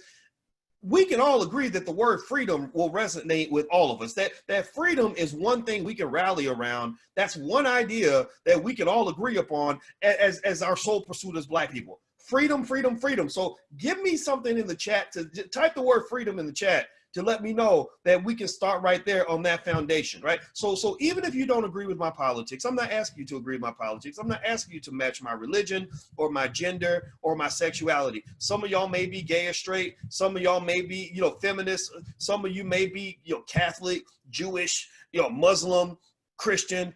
All that doesn't matter. Let's start with the word freedom. And then the second concept that Malcolm leaned into, that Dr. Claude Anderson talks about on a regular basis every time he comes in here, is he says that the reason you want to avoid getting caught up in, I'm a Democrat, you're a Republican, I'm gay, you're straight, I'm a woman, you're a man. The reason you don't want to get caught up in that is because those are the divide and conquer tactics that keep you from coming together and unifying as Black people. Malcolm said this. Dr. Claude Anderson says this every week. That's why when we start our conversation, what's the hashtag that I asked you guys to put in there? B1, hashtag B1. Type hashtag B1 in the chat if you know what I'm talking about. Hashtag B1, being the number one means two things. It means one, that you're black first. So again, you're gay or straight, doesn't matter, you're black first. You're Christian, Muslim, doesn't matter, you're black first. You're rich or poor, doesn't matter, you're black first. Educated, uneducated, no, you're black first. You're a rapper, I'm a scholar, doesn't matter, we're black first. Let's start right there. The other meaning behind B1 is that in order for us to succeed, we have to go to the third concept that Malcolm discussed in his speech, which is unity. Unity. To succeed, we must be one. We must become one. We must find a way to overlook our differences and find something that we have in common. Find some things that we can agree upon, like freedom, which is a basic idea that resonates with everyone. Even animals understand freedom. If you ask an animal, or if you look at an animal's behavior, do you think animals are happier when they're in a cage or when they're free? Well, go get an animal that's been in a cage his whole life and then let him go out and then try to go put him back in that cage again. Freedom is not something that you have to be trained to want. It's not something that's specific to a certain situation. Freedom as a general idea is something that should belong to any intelligent person who has the ability or desire to make their own decisions, right? Not everybody's in that case. Some people may not want to be free. Some people may want somebody to tell them what to do. So it requires a certain level of intellectual maturity to even be able to value and appreciate freedom, right? And then also freedom is just a universal idea. Right. So at the end of the day, when you talk about what do black people want, or when the white allies, your new white allies, you got a lot of new friends now. And I don't doubt for a second that some of these people are not sincere. I believe they're really sincere. So you got a lot of new allies. And when they say, well, what do you want, black people? You can say freedom. Well, let's talk about freedom in more specific terms as it relates to the concepts that Malcolm laid out with black nationalism. I believe that black nationalism, and I believe it should be global. I think you have allies in Africa. I did that trip to Ghana. I made it very public because I wanted you all to see my growth and development as I'm learning about all the allies we have in Africa. And I'm embarrassed by how poorly educated I was on all the great countries they have in Africa. I'm going down the list and I'm like, whoa, wait, there's 50 million people in this country? I didn't know that there were that many people. You're talking about over 1.2 billion allies, 1.3 billion over in Africa that you completely ignore? Are you kidding me, black people? Are you serious? Are you serious? I mean, when I was there, they love you. Not everybody, right? Because people differ, right? But they love you. They genuinely love you. Some of y'all right now are watching from Africa. If you're from a part of Africa or wherever, lay out your country. Tell me what country you're in right now, just so they know how much you love them. There are black people in Africa that love you. There are black people in London that love you. I go to London on a regular basis. Black London loves the shit out of you. But unfortunately, African Americans, because you've been kept in a cage and because you've been lied to for so long, you don't know how many black people there are around the world who love you. So I think that black nationalism, or whatever you want to call it, I think that's a philosophy that can work for us in the sense that it's pursuing that key idea of freedom, where we all choose to be one by using a B1 philosophy. We're black first, which allows us to unify around the thing we agree on, which is freedom, right? And having the unity to do that, right? And then also understanding that freedom comes down to, again, another black nationalist concept, which is control and power. So what do I mean by that? Well, in the Black Business School, when I thought about what I wanted the Black Business School to do, I spent a lot of time thinking about what freedom meant. What does freedom really mean for black people? When you talk about fighting against systematic racism, what does that mean? It could mean dismantling the existing system. It can mean changing the system from the inside. It can mean assimilating into the system, or it can mean deviating and leaving the system and forming alternative systems, right? So you got all those options, right? You could dismantle, you could go in, do straight revolution, destroy the system. You could go in and you could try to change the system from the inside. You could go in and you could just say, look, I'm going to assimilate so that the system likes me enough to elevate me to the top. Or you could just walk away like the Mormons did and just say, you know, I'm going to go create my own system, right? So when you're thinking about systematic racism and you're talking about this quest for freedom, as we as black people are trying to figure out what it means to have freedom and control over our outcomes, one of the things I realize is that a skill that I believe that would benefit us as black people tremendously is making sure our children understand what it takes to build a system. What does it mean to develop, the code of conduct necessary to maintain a system, the processes and procedures? If you look up the word, for example, one example of a system is a corporation. Apple Computer is a big system, a big corporation that makes billions of dollars a year. Well, if you look up the definition of a corporation, it pretty much says that it's a nexus of relationships. It's an agreement amongst a group of people to operate based on a certain set of codes and principles that they all must follow. If you work for Apple, then you have to follow the Apple Rules and Procedures Manual. Or if you work in the store, you got to wear the little Apple logo on your shirt, right? Or at Apple, this is how we approach the customer. At Apple, this is how we make our computers. At Apple, this is how we deal with each other in the workspace, right? So for Black people, when you're talking about developing your quest or following through on your quest for freedom and power and control, and you're talking about deviating from systems or getting away from systems that oppress you, then you have to understand what it means to be on code. You got to figure out what it means to be on code. Being on code has multiple levels. Being on code means, first of all, being on code with yourself. You have to figure out what am I, what do I represent? What am I trying to do? Who am I trying to be? And how do I every day make sure that I'm living up to the standards of that person, right? Because if you're not on code with yourself, you can't be on code with the world. I remember when there was a time where I used to have big goals that were way up here, but my work ethic was like here. Right now, I've always been a hard worker, so I was doing better than most people, but I wasn't the man that I wanted to be. And I realized, I said, Boyce, you're a hypocrite. I had to look in the mirror and realize, I said, you're a hypocrite, because you talk about operating at this level, but you really operate at that level. So I wasn't on code with myself. When it came to my day-to-day philosophy in terms of how I approached everything, I wasn't always able to meet the standard. I wasn't the man that I really wanted to be. So when you talk about being on code, it starts with being on code with yourself. A father must be on code with whatever image he has of what a good father is supposed to be. Right? A mother has to be on code in terms of what mothers are supposed to do. A wife, a husband, whatever, a sibling, a child. Everybody has a code that you have to kind of consider and align yourself with. Then there's the family code, right? There's a code of conduct within family. For example, when I was a kid, my father used to say, only a dirtbag will steal from his own family. So that let me know, okay, to be on code with family, I don't steal from family. To be on code with family means I come through for family. To be on code with family means that I'm going to be an asset to those I love and not a liability, right? A lot of Black folks ain't on code. I met a brother not too long ago who was in his 50s and living with his mama. And it wasn't like his mama was living with him. He was living with her. And I'm sitting there thinking, why are you over 50 years old and your mama's paying your bills? Are you disabled, Negro? Are you handicapped? Like, is something wrong with you? Like, is something wrong with you physically and mentally to the point where you can't do what a man's supposed to do? Like, that's your mama. You're supposed to be taking care of her. Why is she taking care of you? That's not on code, in my opinion, right? So on code with yourself, on code with family, and that leads to being on code with the community and figuring out what that means. Right? So we're talking about a code, right? We're here. We talk about things like B1 and freedom and things like that. So there's a code in terms of how you go about sort of engaging with the world, because if you're on code, you're like a football team that's well organized and structured, or a military where everybody's on code. Everybody follows the orders and the procedures and the protocol, wears the same uniform. They know exactly what the battle plan is, how to execute the battle plan. That's a team, that's a group. That's an army that's able to win battles. But imagine an army going to war and everybody's doing their own damn thing. Everybody's running around acting a fool. Some people showing up with different outfits on, so you don't even know who's on your side. You might stab somebody who's actually on your side because you're not wearing the same uniform, right? No, some people go left, some people go right.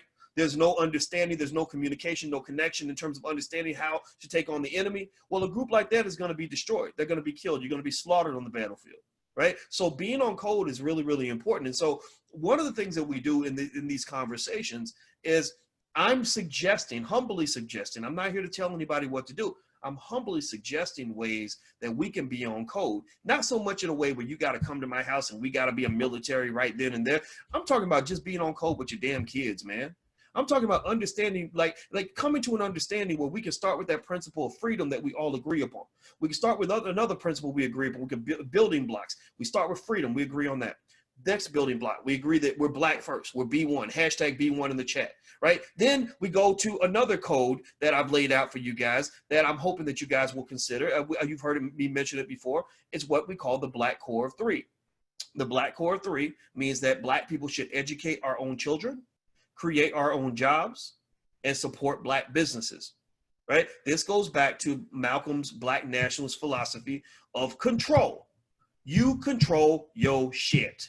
When it comes to what happens in your neighborhood, you control that. When it comes to what happens in your family, you damn sure better control that.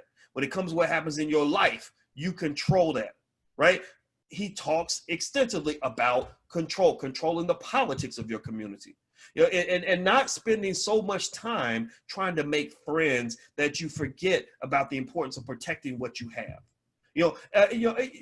I think about, a little kid, that's in middle school, and he's trying to make friends, and he's worried that other kids won't like him. So he goes around and he's giving his lunch money away to other kids, or his mama makes him a good sandwich, and he wants somebody to be his friend, so he gives him his sandwich, and then he goes hungry. That's kind of what Black people do.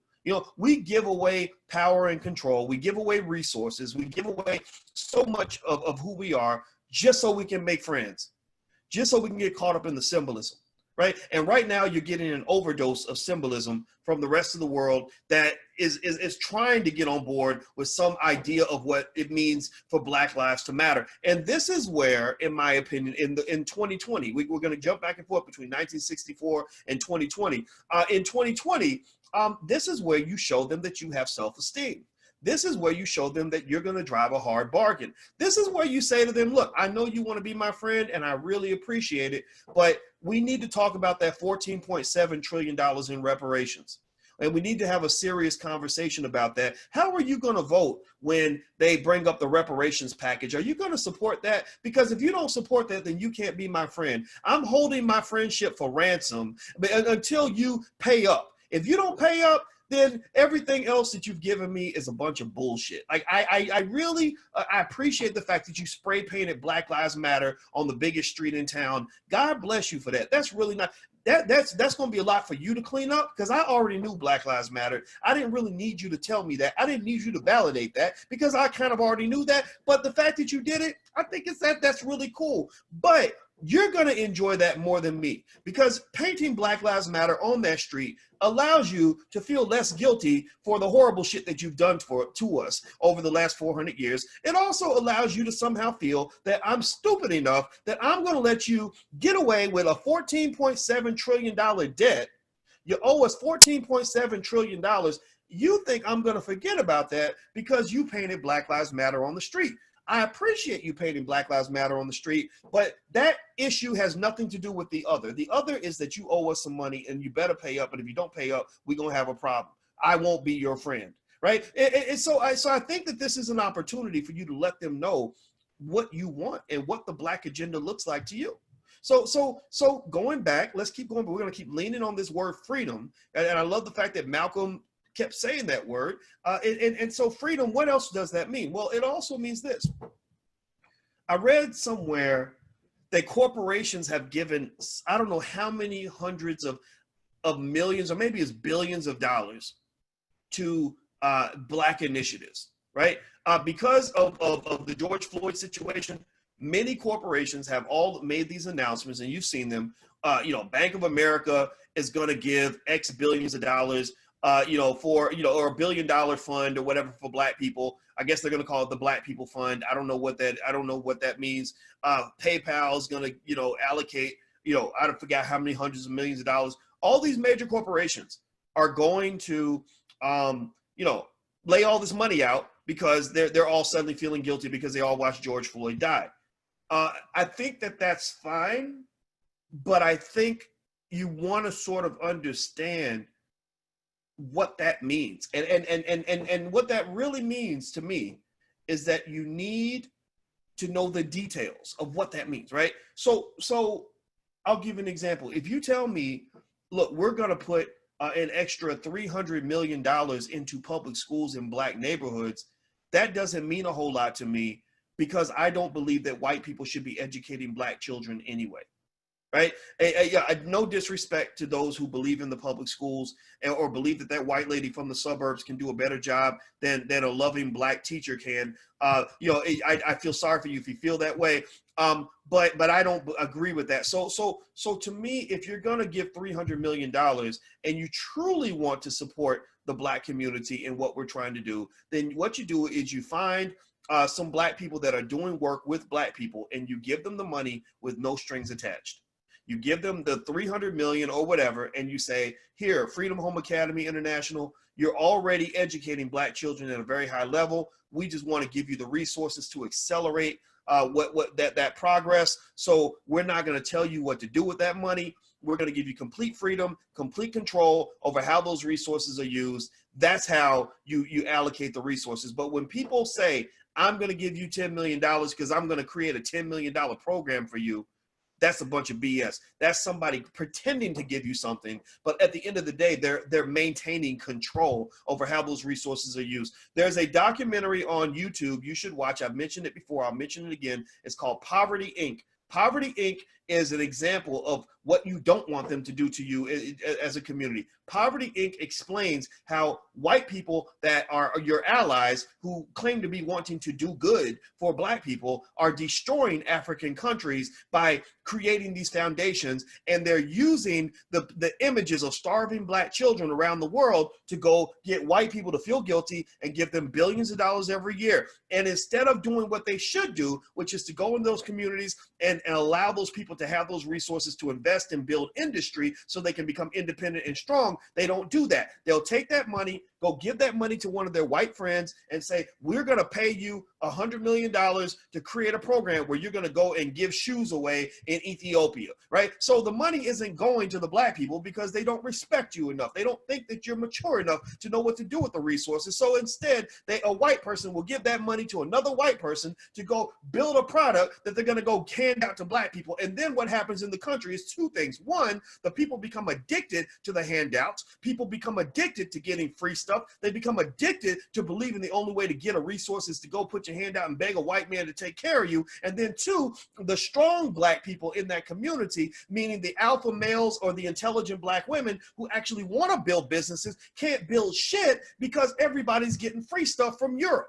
Right? They can't sell a product because everybody's like, well, if we're a charity case. We're a pathetic little country. If you really want to help the people, you should give stuff away for free like the white man does. Well, you can't build a business on free. You go through that in your own community. How many of you have seen a black business get started and have black people come up and say, well, if you're selling your books, but if you really care about black people, you give it away for free, right? Who taught you that your education, your training, or whatever it is that you want is supposed to be free?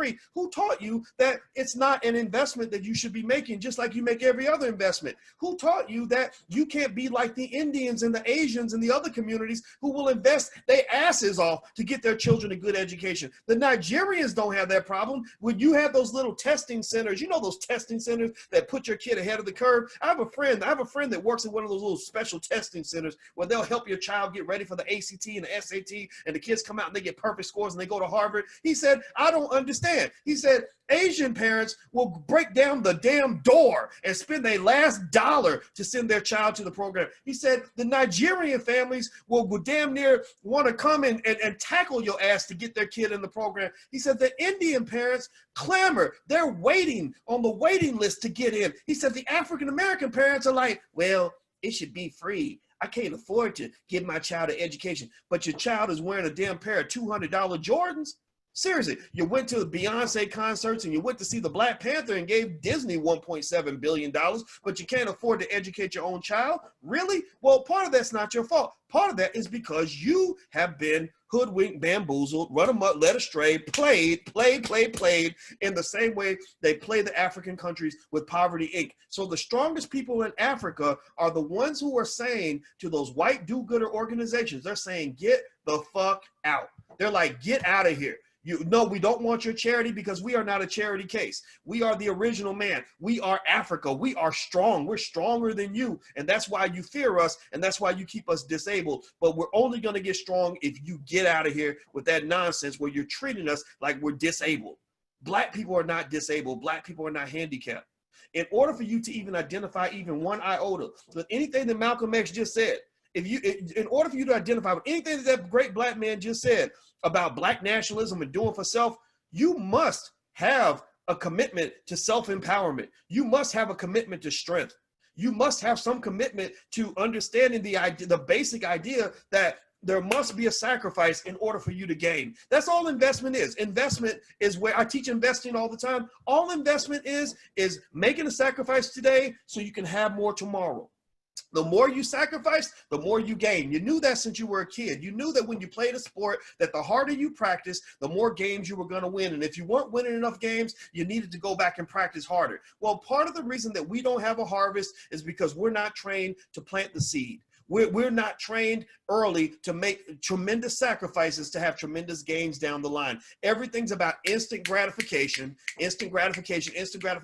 because somebody convinced a big segment of our community that being black is the same as being disabled, that you are no different from the retarded kid in the back of the room, that hardworking, big, strong black men, intelligent black men should sit around and whine and cry about how hard it is to be black and hope that some white person feels sorry for them enough to give them some charity. That is about as pathetic as you can get, and you can't build a community off of that. You can't build a community off of weak, pathetic, little wimpy ass black men. You just can't. It's not possible. So that's why Malcolm uses examples. Now, Malcolm's a certain kind of leader. Malcolm used examples of, like the American Revolution. He talked about Patrick Henry saying, give me liberty or give me death, right? So Malcolm was a guy, Malcolm was not digestible for everybody, right? Malcolm's approach is basically saying, do you want this or do you not want this? He said the price of freedom is death. And I agree with that. But the lucky thing about being American, in my opinion, the lucky thing that you have about being in this country is that you don't actually have to die in order to obtain your freedom. I don't think death is a requirement for you to move forward and to build the things that you want to build. I think that you're lucky, you're extremely blessed that you live in a place where there's enough wiggle room for you to get together and do certain things. I've never met a white man who ever stopped me from reading a book. I've never run into a white man who ever told me I can't, form an LLC and start a business. I've never met a white man who told me that I can't teach my own children, right? So you're actually kind of lucky in that regard. But at the end of the day, if you don't understand the nature of sacrifice and have the willingness to sacrifice, and the willingness to sacrifice in a patient framework that will allow you to harvest something later on down the line, then you should probably just get the fuck out of this podcast right now. You should probably leave. You need to go because I don't know where you're going to fit in any of this. You can't because you can't win if you're not ready to fight for something. So let me point out a couple of things Malcolm mentioned in the Ballot of the Bullet speech that I want you to kind of walk away with as well. Remember, the key words today are freedom, being black first, owning and controlling. So one key point, this is something I think Malcolm would agree with. Actually, he talked about this very early in the speech, and I believe that this is something you can take to your children, and this is something that will change their lives. We need one thing in our community for sure.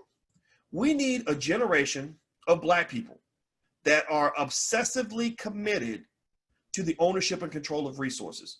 We need a generation in our community that is as obsessed with the ownership of land as we are with knowing how to dribble a basketball and throw a football.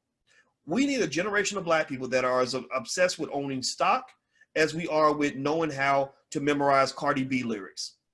We need a generation of black people who are as obsessed with starting businesses as we are with learning the latest dance that our favorite rapper is doing.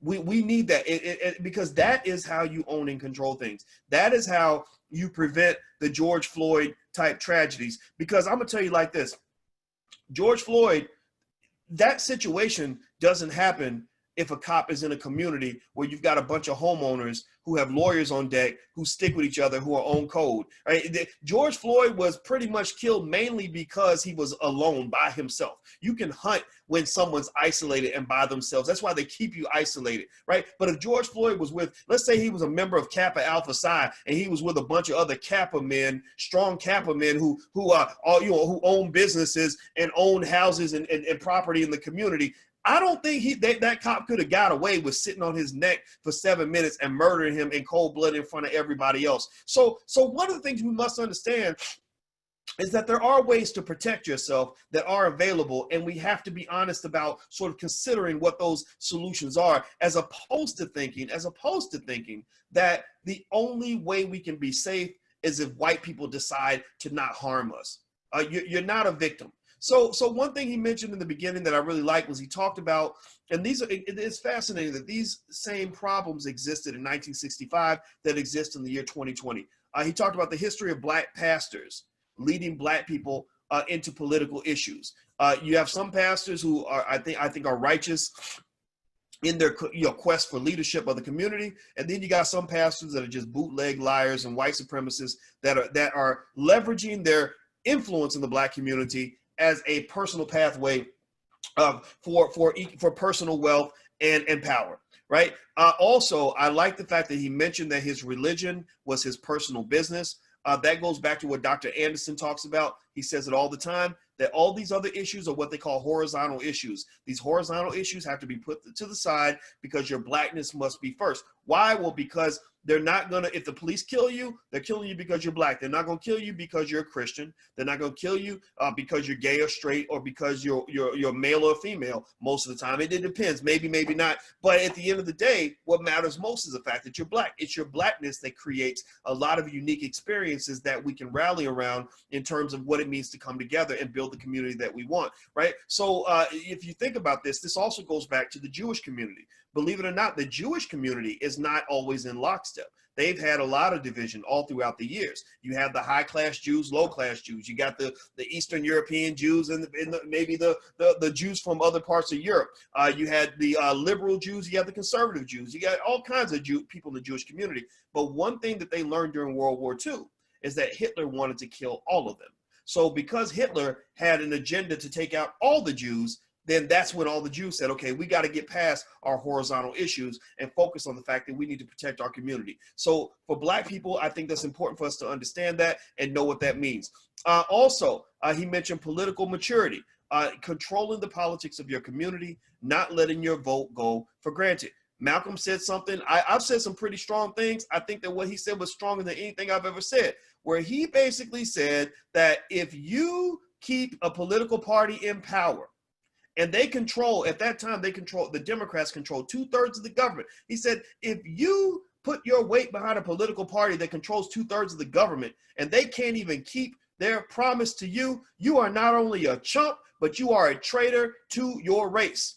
I have never said you're a traitor to your race, but I will say that you could be called a little bit of a chump. And at the very least, I don't care who you vote for. I don't care if you vote at all. You can do what you want. I told you, I believe in freedom. Freedom means you do what works best for you and your family. But at the end of the day, if you give somebody your vote, then they should be giving you something back. Why in the hell would you go into a store and give them all your money and they don't even give you the damn merchandise? Would you go to work every day for a boss that said, here, I want you to come to work 80 hours a week, but I'm not going to send you a paycheck? Would you do that? Give me a yes or no. No, you wouldn't do that. You would do that. And then I'll hear people, they'll say things like, they'll say, well, Doc, you know, I'll say, look, the Democrats, I don't think the Democrats have really done anything for black people that I can think of. And they'll say, well, Doc, I mean, what are the Republicans doing? And I'm like, yeah, but did you vote for the Republicans? Did you vote for the Republicans? I mean, if the Republicans received 80% of the black vote, then shit, I'd be on their ass too. I definitely would be on the ass. I mean, if you were voting Republican and the Republicans didn't deliver for you, then I would say, yeah, you need to go talk to the Republican Party because they're screwing you. But if you didn't give them your vote, then why do you think they're going to do as much for you as somebody you voted for? That means you're politically stupid. You know, politicians don't do stuff for people that don't support them. They do stuff for their constituents. You are a constituent of the people that you vote for. You're not a constituent of the people you did not support. So for you to think that the Republicans are supposed to do as much for you as the Democrats, that's like a guy going to work and saying, hey, boss, I worked 80 hours last week. You know, can I get my paycheck? And the boss saying, well, why don't you go down to McDonald's? They should give you, ask them for some money, right? Why are you asking me for money? Go down there and ask them for money. And you don't even work for McDonald's. You work at Taco Bell. If you gave 80 hours of work at Taco Bell, then Taco Bell owes you money. McDonald's doesn't owe you shit. So it would be stupid for somebody to say, yeah, well, McDonald's didn't give you nothing, or Taco Bell didn't give you nothing, but look, I mean, look at what McDonald's gave you. They didn't give you nothing either.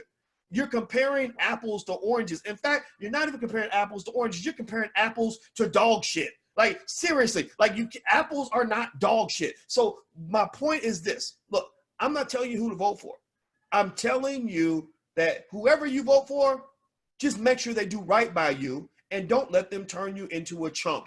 Malcolm used the word chump. I like the word chump. So we're going to start using that word. Let's not become political chumps. Type the word chumps in the chat, or say no chumps, like no chump, no political chumps. I don't care who you vote for. I really don't. I seriously don't. Some of you may go vote for Trump. I don't care. I don't care. Just don't be a chump. Let's keep going. Also, he talks about the economic philosophy of Black nationalism. You know, I love that part, that you should control the jobs and the businesses, the education, and everything that happens in your community. He talks about the fact that you've got businesses set up. For some reason, this kumbaya nonsense and the lack of economic education leads us to allow anybody and everybody, any old damn crazy person who wants to make $1 to go set up shop in the Black community, and there's no consequences for that. How in the hell are you letting anybody and everybody from every other community come in your community and just get buckets of money and then going home with that money and putting nothing back into the community? Do you know that makes them laugh at you? They're like, my God, like, what is wrong with these people? You know, what is up with their self-esteem?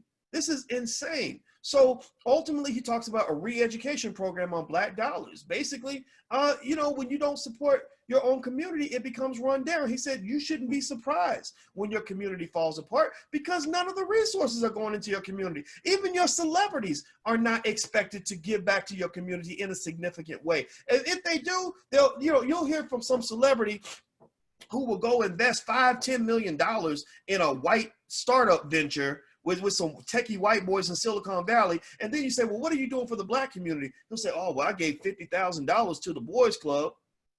Well, $50,000 ain't the same as that $10 million. You gave $10 million to the White Boys Club, but you're going to give $50,000 to your own community? How about this? How about you go donate $50,000 to white people and you put that $10 million into your own community? You invest that $10 million into Black-owned businesses. Man, how about we do that? You don't want people doing charity for you. You want people making investments in you. Charity is for chumps and suckers and people that can't take care of themselves. Investment is what you want. Even when I talk to my kids, I got kids. Anybody else got kids that love to ask you for money and love to come to you to buy shit that they don't even really need or whatever, right? I got those same kids. We go through that. And the thing I tell my children and my godchildren, it's all the same, is I say, look, I don't do charity because you are not a charity case. I'm not doing welfare because you're not a welfare recipient. You're not disabled. You're not a senior citizen. You're not a child. But you know what I do? I make investments. So it would be very hard for you to get $100 in charity out of me, but very easy for you to get $1,000 investment out of me. And in fact, you should want investment and not charity because that's how you preserve your dignity. Because if I invest in you, investment is different from charity. Charity means I give you something and I get nothing back, and you're disabled because you don't feel like you can contribute anything to the family. Investment is reciprocal. Investment means I put something into you, you put something back into the family. You get stronger, I get stronger. I give you what you need, you give me what I need. I have your back, you have mine. Everything works together. So you don't want your celebrities giving you charity. You want your celebrities making investments. You know, Jay-Z, I don't care if Jay-Z gave $100,000 to the Boys Club. I want to hear about Jay-Z investing $50 million into some major economic development in the Marcy projects that's Black owned. Seriously, that's what I'd like to hear about, right? So anyway, let me keep going. But this is not about Jay-Z, so let's keep going here. Okay, one thing that Malcolm brings up that I really like is he talks about the fact that a lot of your so-called solutions to the trap that you're in are nothing more than bigger traps. He talks in particular about white liberals, you know, and this false idea that white liberals are our saviors and that white conservatives are our only enemy. And what has happened is that you have gained the false perception that an enemy of your enemy is going to be your long-term friend. No, an enemy of your enemy might also be your enemy. Instead of you thinking of it as a line that you and your enemy's enemy working together to defeat the enemy, no, it's really a triangle. It's that you think that because you met a Crip who hates the Bloods that y'all gonna be on the same team. No, maybe the Crips and the Bloods want to come kill you. Right? So basically you've got a triangle where you've got the liberals that want to use you, the conservatives that despise you. And so at the end of the day, you've got yourself. As John Heinrich Clark used to say, black people have no friends. At this point, right now, based on history, black people have no true allies. Your only allies that you have are other black people. And so at the end of the day, one of the things that I like is the fact that when he talks about the solution to the trap just being another trap, what that means to me is this. It means that your biggest challenge, right, as black people tends to be this thing called systematic racism. And a lot of you think that there's no choice, that you have no choice but to face systematic racism. Well, at least when it comes to economics and education, you do have a choice. You always have a choice. If you think that the educational system's racist, you always have the option of educating your own kids, especially now with the internet. There's plenty of ways to educate your own children. And then also economically, you think that you have no choice but to go work for a white man and deal with whatever they deal with, whatever they throw at you. But that's because you've only been taught how to operate within the trap. Millions of people are figuring out like, hey, wait a minute, if I don't work for this white man, then I don't have to listen to anything that he tells me to do, right? So ultimately, when you talk about solving problems, you have to know how to think outside that box. And one of the biggest challenges that you have with liberals is liberals have good reason to believe in at least certain parts of the system. If you go, for example, if you talk about the Democratic Party, for example, the system works quite well for them. Bernie Sanders, the guy who's very much into wealth redistribution and stuff like that, he's not a bad politician. He's not a bad guy. Bernie Sanders makes over $1 million a year. The system works for him. It works very well for him. Barack Obama and his liberal buddies from Harvard, Harvard University controls the entire Supreme Court and has controlled the White House on almost every occasion. So the system works quite well for them. They have very good reason to be highly invested into the system. So I think that the question that black people must ask ourselves is this: has the system worked for you? Has the system benefited you? Does the system make you feel empowered, or does the system make you feel oppressed? If the system makes you feel oppressed, then you need to leave the system and create systems of your own. Find alternative situations that will allow you to feel, back to that word, freedom, and the self-determination that you seek to have. The key areas to focus on are economics, education, and then also eventually criminal justice, which stems from economics. When Dr. Claude Anderson, in this book, Powernomics, which I keep next to my desk, I read it all the time. In this book, Dr. Anderson talks, and remember, pay attention now, all this blackety-black conversation that's supposedly happening now, ain't nobody talking about Powernomics, ain't nobody talking about Dr. Claude Anderson, despite the fact that millions of black people love this man, that his book, Powernomics, was considered to be the Bible, the economic Bible for black people back in 1993. Like, I think Ebony Magazine said this is the economic Bible for black people. So the fact that they're not even having those conversations means that either they're deliberately pretending to be plain stupid, or they really are stupid. Right? They're either pretending to be naive or they really are naive. How in the fuck are you going to have conversations about moving forward to a new era of blackness and you're talking to the same old Negroes about the same old stuff? Seriously, Al Sharpton is going to get paid off of this, right? This whole new commitment to blackness means Al's going to get on about probably 20 or 30 different corporate boards. He's going to get big donations to the National Action Network. The NAACP is going to get over like gangbusters. And I don't even have a problem with that. I do not care about that. But the issue is that similar to the whole stimulus package, remember the problem with the stimulus was that when the money came out, it wasn't getting to the businesses that really needed it. It wasn't getting to the people that needed it the most. It was going to the big dogs that got to eat first. It wasn't getting to the little businesses, little mom and pop shops that needed that capital, needed that liquidity. Well, the same thing is going to happen with this civil rights stimulus. Right now, you're living through a civil rights black people stimulus where suddenly, because of the death of George Floyd, rest his soul, rest in peace, George, because of his death and the symbolism that represented and the horror and the tragedy and the trauma of his death, Black people are having all this money flooded into so-called black initiatives and black projects. That means the black bougie Negroes are going to get paid off of this because they are the Negro whisperers. They're the connectors that white people feel comfortable with. So they're going to pay them to come in as diversity consultants. The best-selling books right now at Amazon are anti-racism books, right? So the authors of these books are going to do extremely well. Civil rights Negroes are going to do it really well because they're going to get invited to give lots of speeches and stuff like that. But and again, that's all okay. It's even okay for the NAACP to get money off of this. But what about the rest of the community, right? I want the rest of the community included in this. You know, I want to know the difference between the real and the fake. Because at the end of the day, any solution, any resources put behind any set of ideas that does not ultimately lead to that big word, the F word, freedom for black people, self-determination for black people, ownership of resources for black people, is going to be a failed strategy. It's going to be a failed strategy. All it's going to do is put you out of one trap and put you in a bigger trap. Seriously, all it's going to do is accelerate the integration process, which will it'll take you out of the iron jail cell and put you into the jail cell that's made out of silver, but you'll still be in a cell. And the minute you truly stand up and really try to do something that's a little bit different from the rest of the agenda, because remember, don't forget that the liberals have a whole list of agenda items that they expect you Negroes to align with. Y'all know what I'm talking about. They got a whole list of agenda items. Believe me, they're coming right up after this is over. Fine. But the minute you deviate, they're going to slap you like a bitch and remind you of who's paying your bills. Because I understand money and I understand power and I understand how money is linked to power. And I don't give a shit how friendly somebody pretends to be. I don't care how much somebody tells you that they just really want to help and that's it. Or I don't care how much somebody tells you, well, we respect your views. We really like the diversity and we just think it's great that you're here.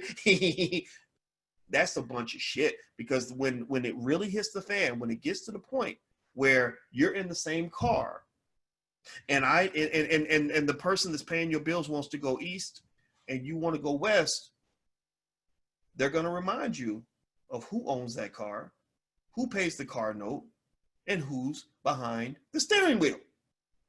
And then they're going to remind your little chumpy black ass that you don't even own a goddamn car. So when you get all these civil rights and then you get all these programs created for you, you know, it's going to make your life better for sure, but it won't give you freedom and power. It give you a little bit. It'll give you the illusion of power, you know, because some people, you know, some people become babysitters, you know, long-term babysitters and think that they're actually real parents, right? Some people babysit a child so much that you really think you're the mama. You ever seen that where a lady she babysits a child, she's a nanny, she grows to love the children so much, she starts to feel like she's really their, like a mother replacement. And then the real mother comes along and reminds you of actually who's in charge, right? And that's kind of what you do. When you go and you're working for these companies, you're babysitting a job. You're babysitting somebody else's economic power. You'll walk around and you'll talk about, yeah, boss, we sick. And yeah, boss, you know, our restaurant is doing really well. And you'll take pride in something that you don't even own. Just no different from gangbangers killing each other over blocks where they don't own any property on their block.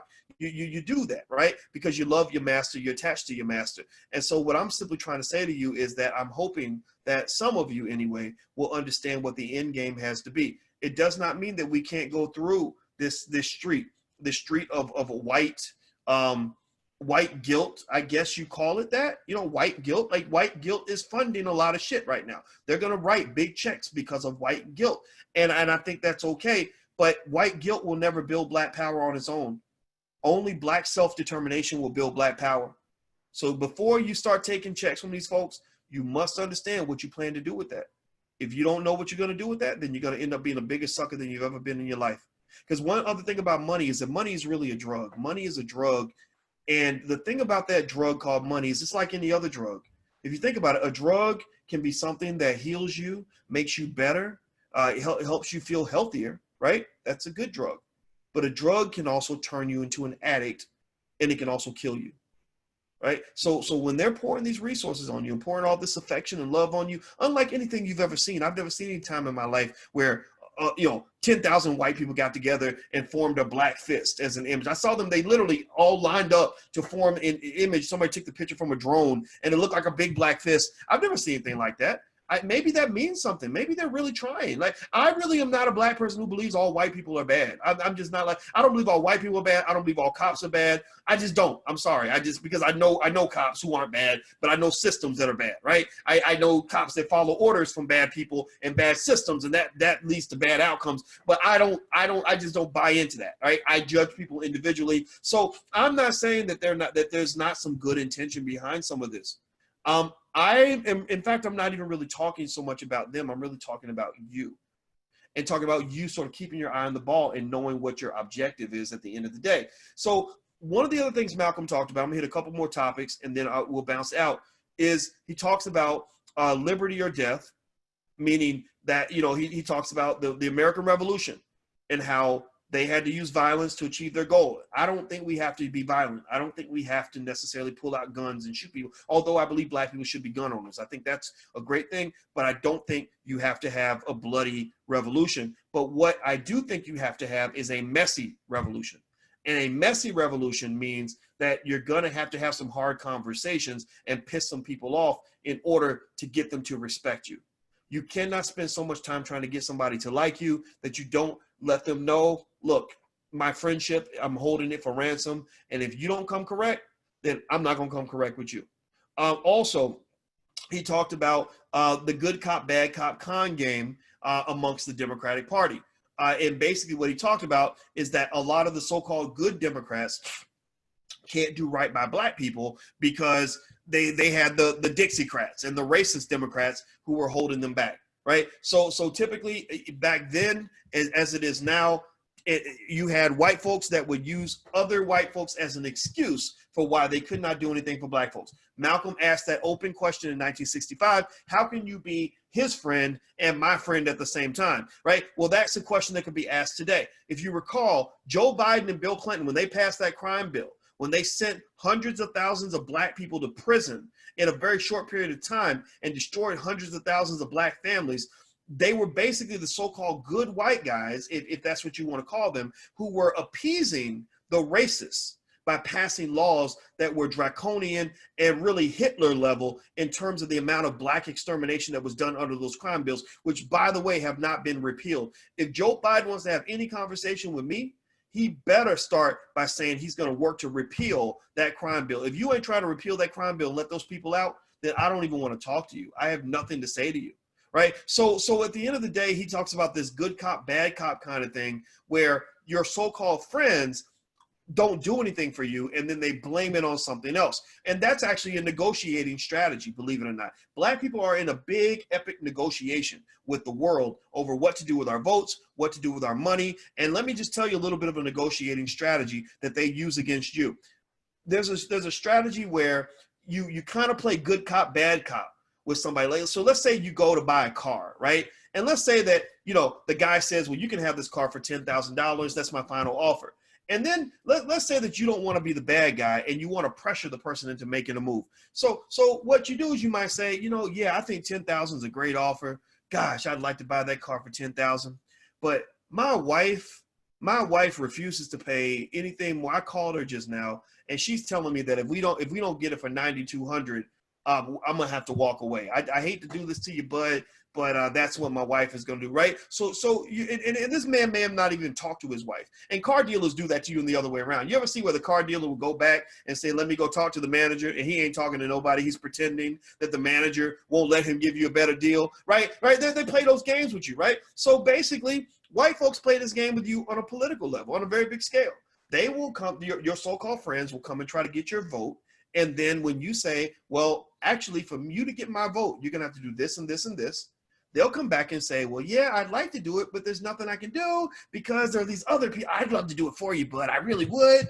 But, Black Lives Matter, right? But these other people, they won't Congress won't let me do anything, right? That was the whole excuse during the whole Obama presidency. Think about that. Remember when people would say that Obama should fight for this and fight for that? And every time people that were apologists for that presidency and the things that did not get done would always say, yeah, he wants to do it, but but that Congress won't let him do nothing. Those racists and those racist Republicans won't let him do nothing. And what y'all don't understand, because I actually had a chance to negotiate with that administration, is there was a lot of shit they did not want to do for black people.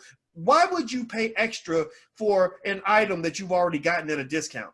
Seriously, why would you, if black folks come cheap, if they know that black people can be bought for $1.50, why would they pay $10 for a $1.50 product, right? So basically, by laying ourselves out as political hoes, meaning that we were giving ourselves away cheap, they were like, we don't have to do anything for black people, and people will worship this man like he's Jesus himself. Like, that's literally what their mindset was. When Russell Simmons and I got 150 celebrities and politicians to sign a letter asking the Obama administration to simply change their policy on mass incarceration. And we got a lot of people. The letter's out there. One day I'll email it to you guys so you can check it out. But we sent this letter to the Obama administration, and I wrote the letter out. And the first version I wrote, Russell said, no, Boyce, you're being kind of hard on the president. Let's, tone it down a little bit, try it again. So I went back and I said, okay, I'm going to try to be extra nice. I'm going to channel Friendly Boyce because I really want to get this done. So I channeled Friendly Boyce and I wrote this letter, and I wrote it in a really supportive way, like, hey, we think you're great, blah, blah, blah. A bunch of shit I didn't believe, to be honest with you. But I did it because I want to get these brothers and sisters out of jail. And we wrote this letter. And then we went and got all these people to sign this letter. And I'm talking about a great diverse coalition. You had the black celebrities. You had Will and Jada signed it, and I forgot, people like Chris Rock and Jamie Foxx signed it. And then you even had white people sign it. Kim Kardashian signed it. What was it? Justin Bieber signed it. White people I don't even talk to. And so we take this letter to the Obama administration, and we're thinking, okay, this is going to be, a downhill kind of thing. Like, we're running with the wind in our back. He's saying that he wants to do these things, so now we're helping him, right? We're letting them know what the people want. They say black people don't have an agenda, so we're giving you an agenda. We're letting you know what black people want, and we got celebrities on deck, and we got college presidents from the HBCUs to sign, and all this, right? They fought us every single step of the way, and they fought dirty. I mean, I walked away from that whole experience thinking, my God, Valerie Jarrett, in my opinion, was the biggest bitch I'd ever met in my life. I said, my God, if black people knew what we're dealing with right now, the threats that are being made to Russell, in the way they literally didn't want to do anything and did everything to suppress that letter and to keep it from coming out. They didn't want the public to see the letter with all those signatures on it. And you know what saved it? Do you know what forced their hand? It was literally, I'm just being honest with you guys. I'm telling you the honest to God truth. Justin Bieber. Justin Bieber's little white ass is the reason that they eventually had to make a move. Justin Bieber tweets out the letter, the hashtag, it was in the war on drugs or something like that. He tweets the hashtag out, and suddenly becomes the number 3, most trending hashtag in the world. And that's when they couldn't ignore it. And that's the very next day or 2 days later, Attorney General Eric Holder made one of the most significant policy announcements on mass incarceration in the last 20 or 30 years. And I walked away from that situation feeling like, okay, we won, we did it. We were excited, but I was pissed. I was so mad because I said, wait a minute, you're supposed to be our guy. It ain't supposed to be this hard to get y'all to do the right thing. Why was it so hard to get you to simply express love for a people that believes deeply that you love them? It's like going to a father who says he loves his child, and the child loves the father and believes in her daddy, and you go to the daddy and find out the daddy you got to beat his ass to get him to go visit his child one time. And you're like, my God, this child knew how much you don't love him. The child will be devastated. Like, that's how I felt, and so that rage in terms of these politicians and how they play us, it leaves me furious. It leaves me furious to the point where I think black people deserve better than that. I'm not telling you, again, not to vote for Joe Biden. You can do whatever you want. I'm just telling you that it's a damn shame that people that claim to love you can act as if they hate you. It's a damn shame that people who claim to have your back never have your back. It's a damn shame that the people that you consider to be your best friends in the world treat you worse than a fucking enemy. They don't even respect you enough to see you as an adversary. They see you as to use Malcolm's word, they see you as a bunch of damn chumps. So I'm not telling you what to do or what not to do or how to change what you're doing. I'm just saying, don't be a fucking chump when you go do it. That's it. So I'm done. I'm going to go ahead and stop talking. I took that liberty to add a little bit my own interpretation to what Malcolm said in his speech. Here's what I encourage you to do. Have your children watch the Ballot or the Bullet speech. That should be their primary education. Have them, let's get some Marcus Garvey speeches. Let's listen to what Marcus said. How many of y'all heard any Marcus Garvey speeches or read any Marcus Garvey speeches, books, anything in school when you grew up? How many of y'all, yes or no, right? A lot of you are probably going to say no.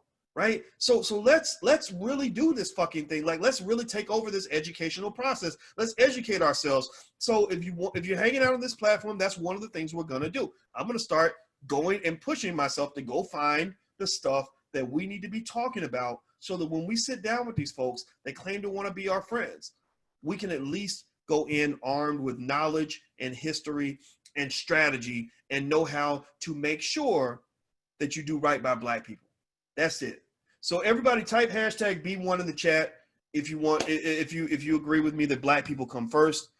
If you agree that our community should be number one, let's put our hashtag B1 in. Also, if you want to continue the conversation afterward, use the hashtag Black Movie Night on any social media platform, and that way I'll be able to find it. You can even post images or of your family or things that you and your family are doing. I'd love to hear what you guys are doing to educate your family, educate your kids. You have the power of the universe in your hands because that's your house. It's quarantine time. That's your opportunity to really take over this damn thing and to do things in a way that you want to do it. Also, thirdly, I want to say I appreciate the fact that you guys took the time to come hang out with us. We're going to find more great Black-owned films to show you.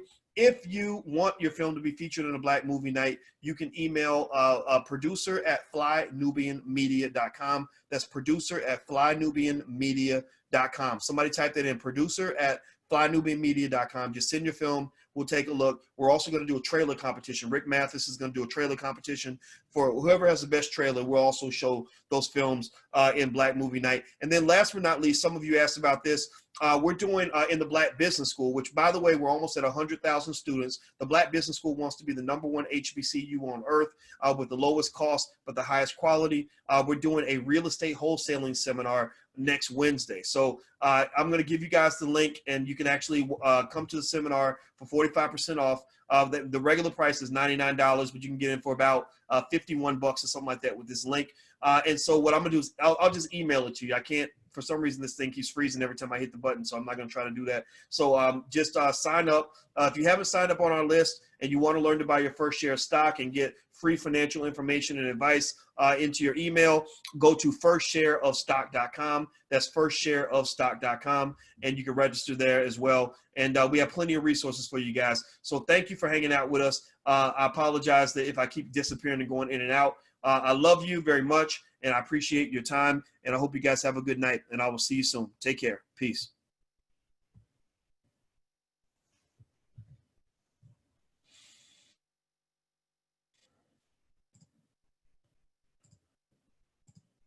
I don't know if you guys can hear me or not, but it looks like, okay, there we go. All right, so I'll see you guys later. This thing keeps freezing, so have a good night, and you'll hear from me real soon. I'll send you guys an email. Take care. Bye-bye.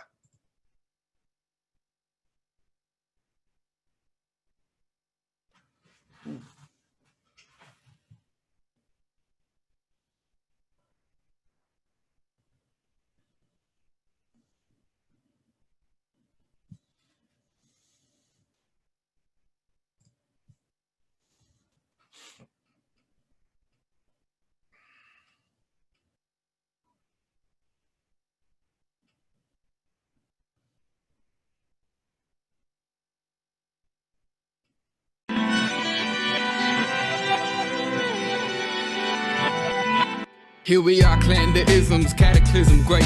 Our people out here struggling, trying to make it in this state. Everybody out here doing it, but we the ones who late. Now family, we the ones who gotta delegate. Get that money in the power, never be fake. Stick to cosign for 3. What did he say? create jobs, support our own, educate the same and buy back your home. Got 3 degrees, triple 10, 3 PhDs, now we on the CNN. DBTV, let's talk about negligence. Ignorance is bliss, but we can turn it to intelligence. Believe none of what you hear, half of what you see. Let's break it down here on Dr. Boyce.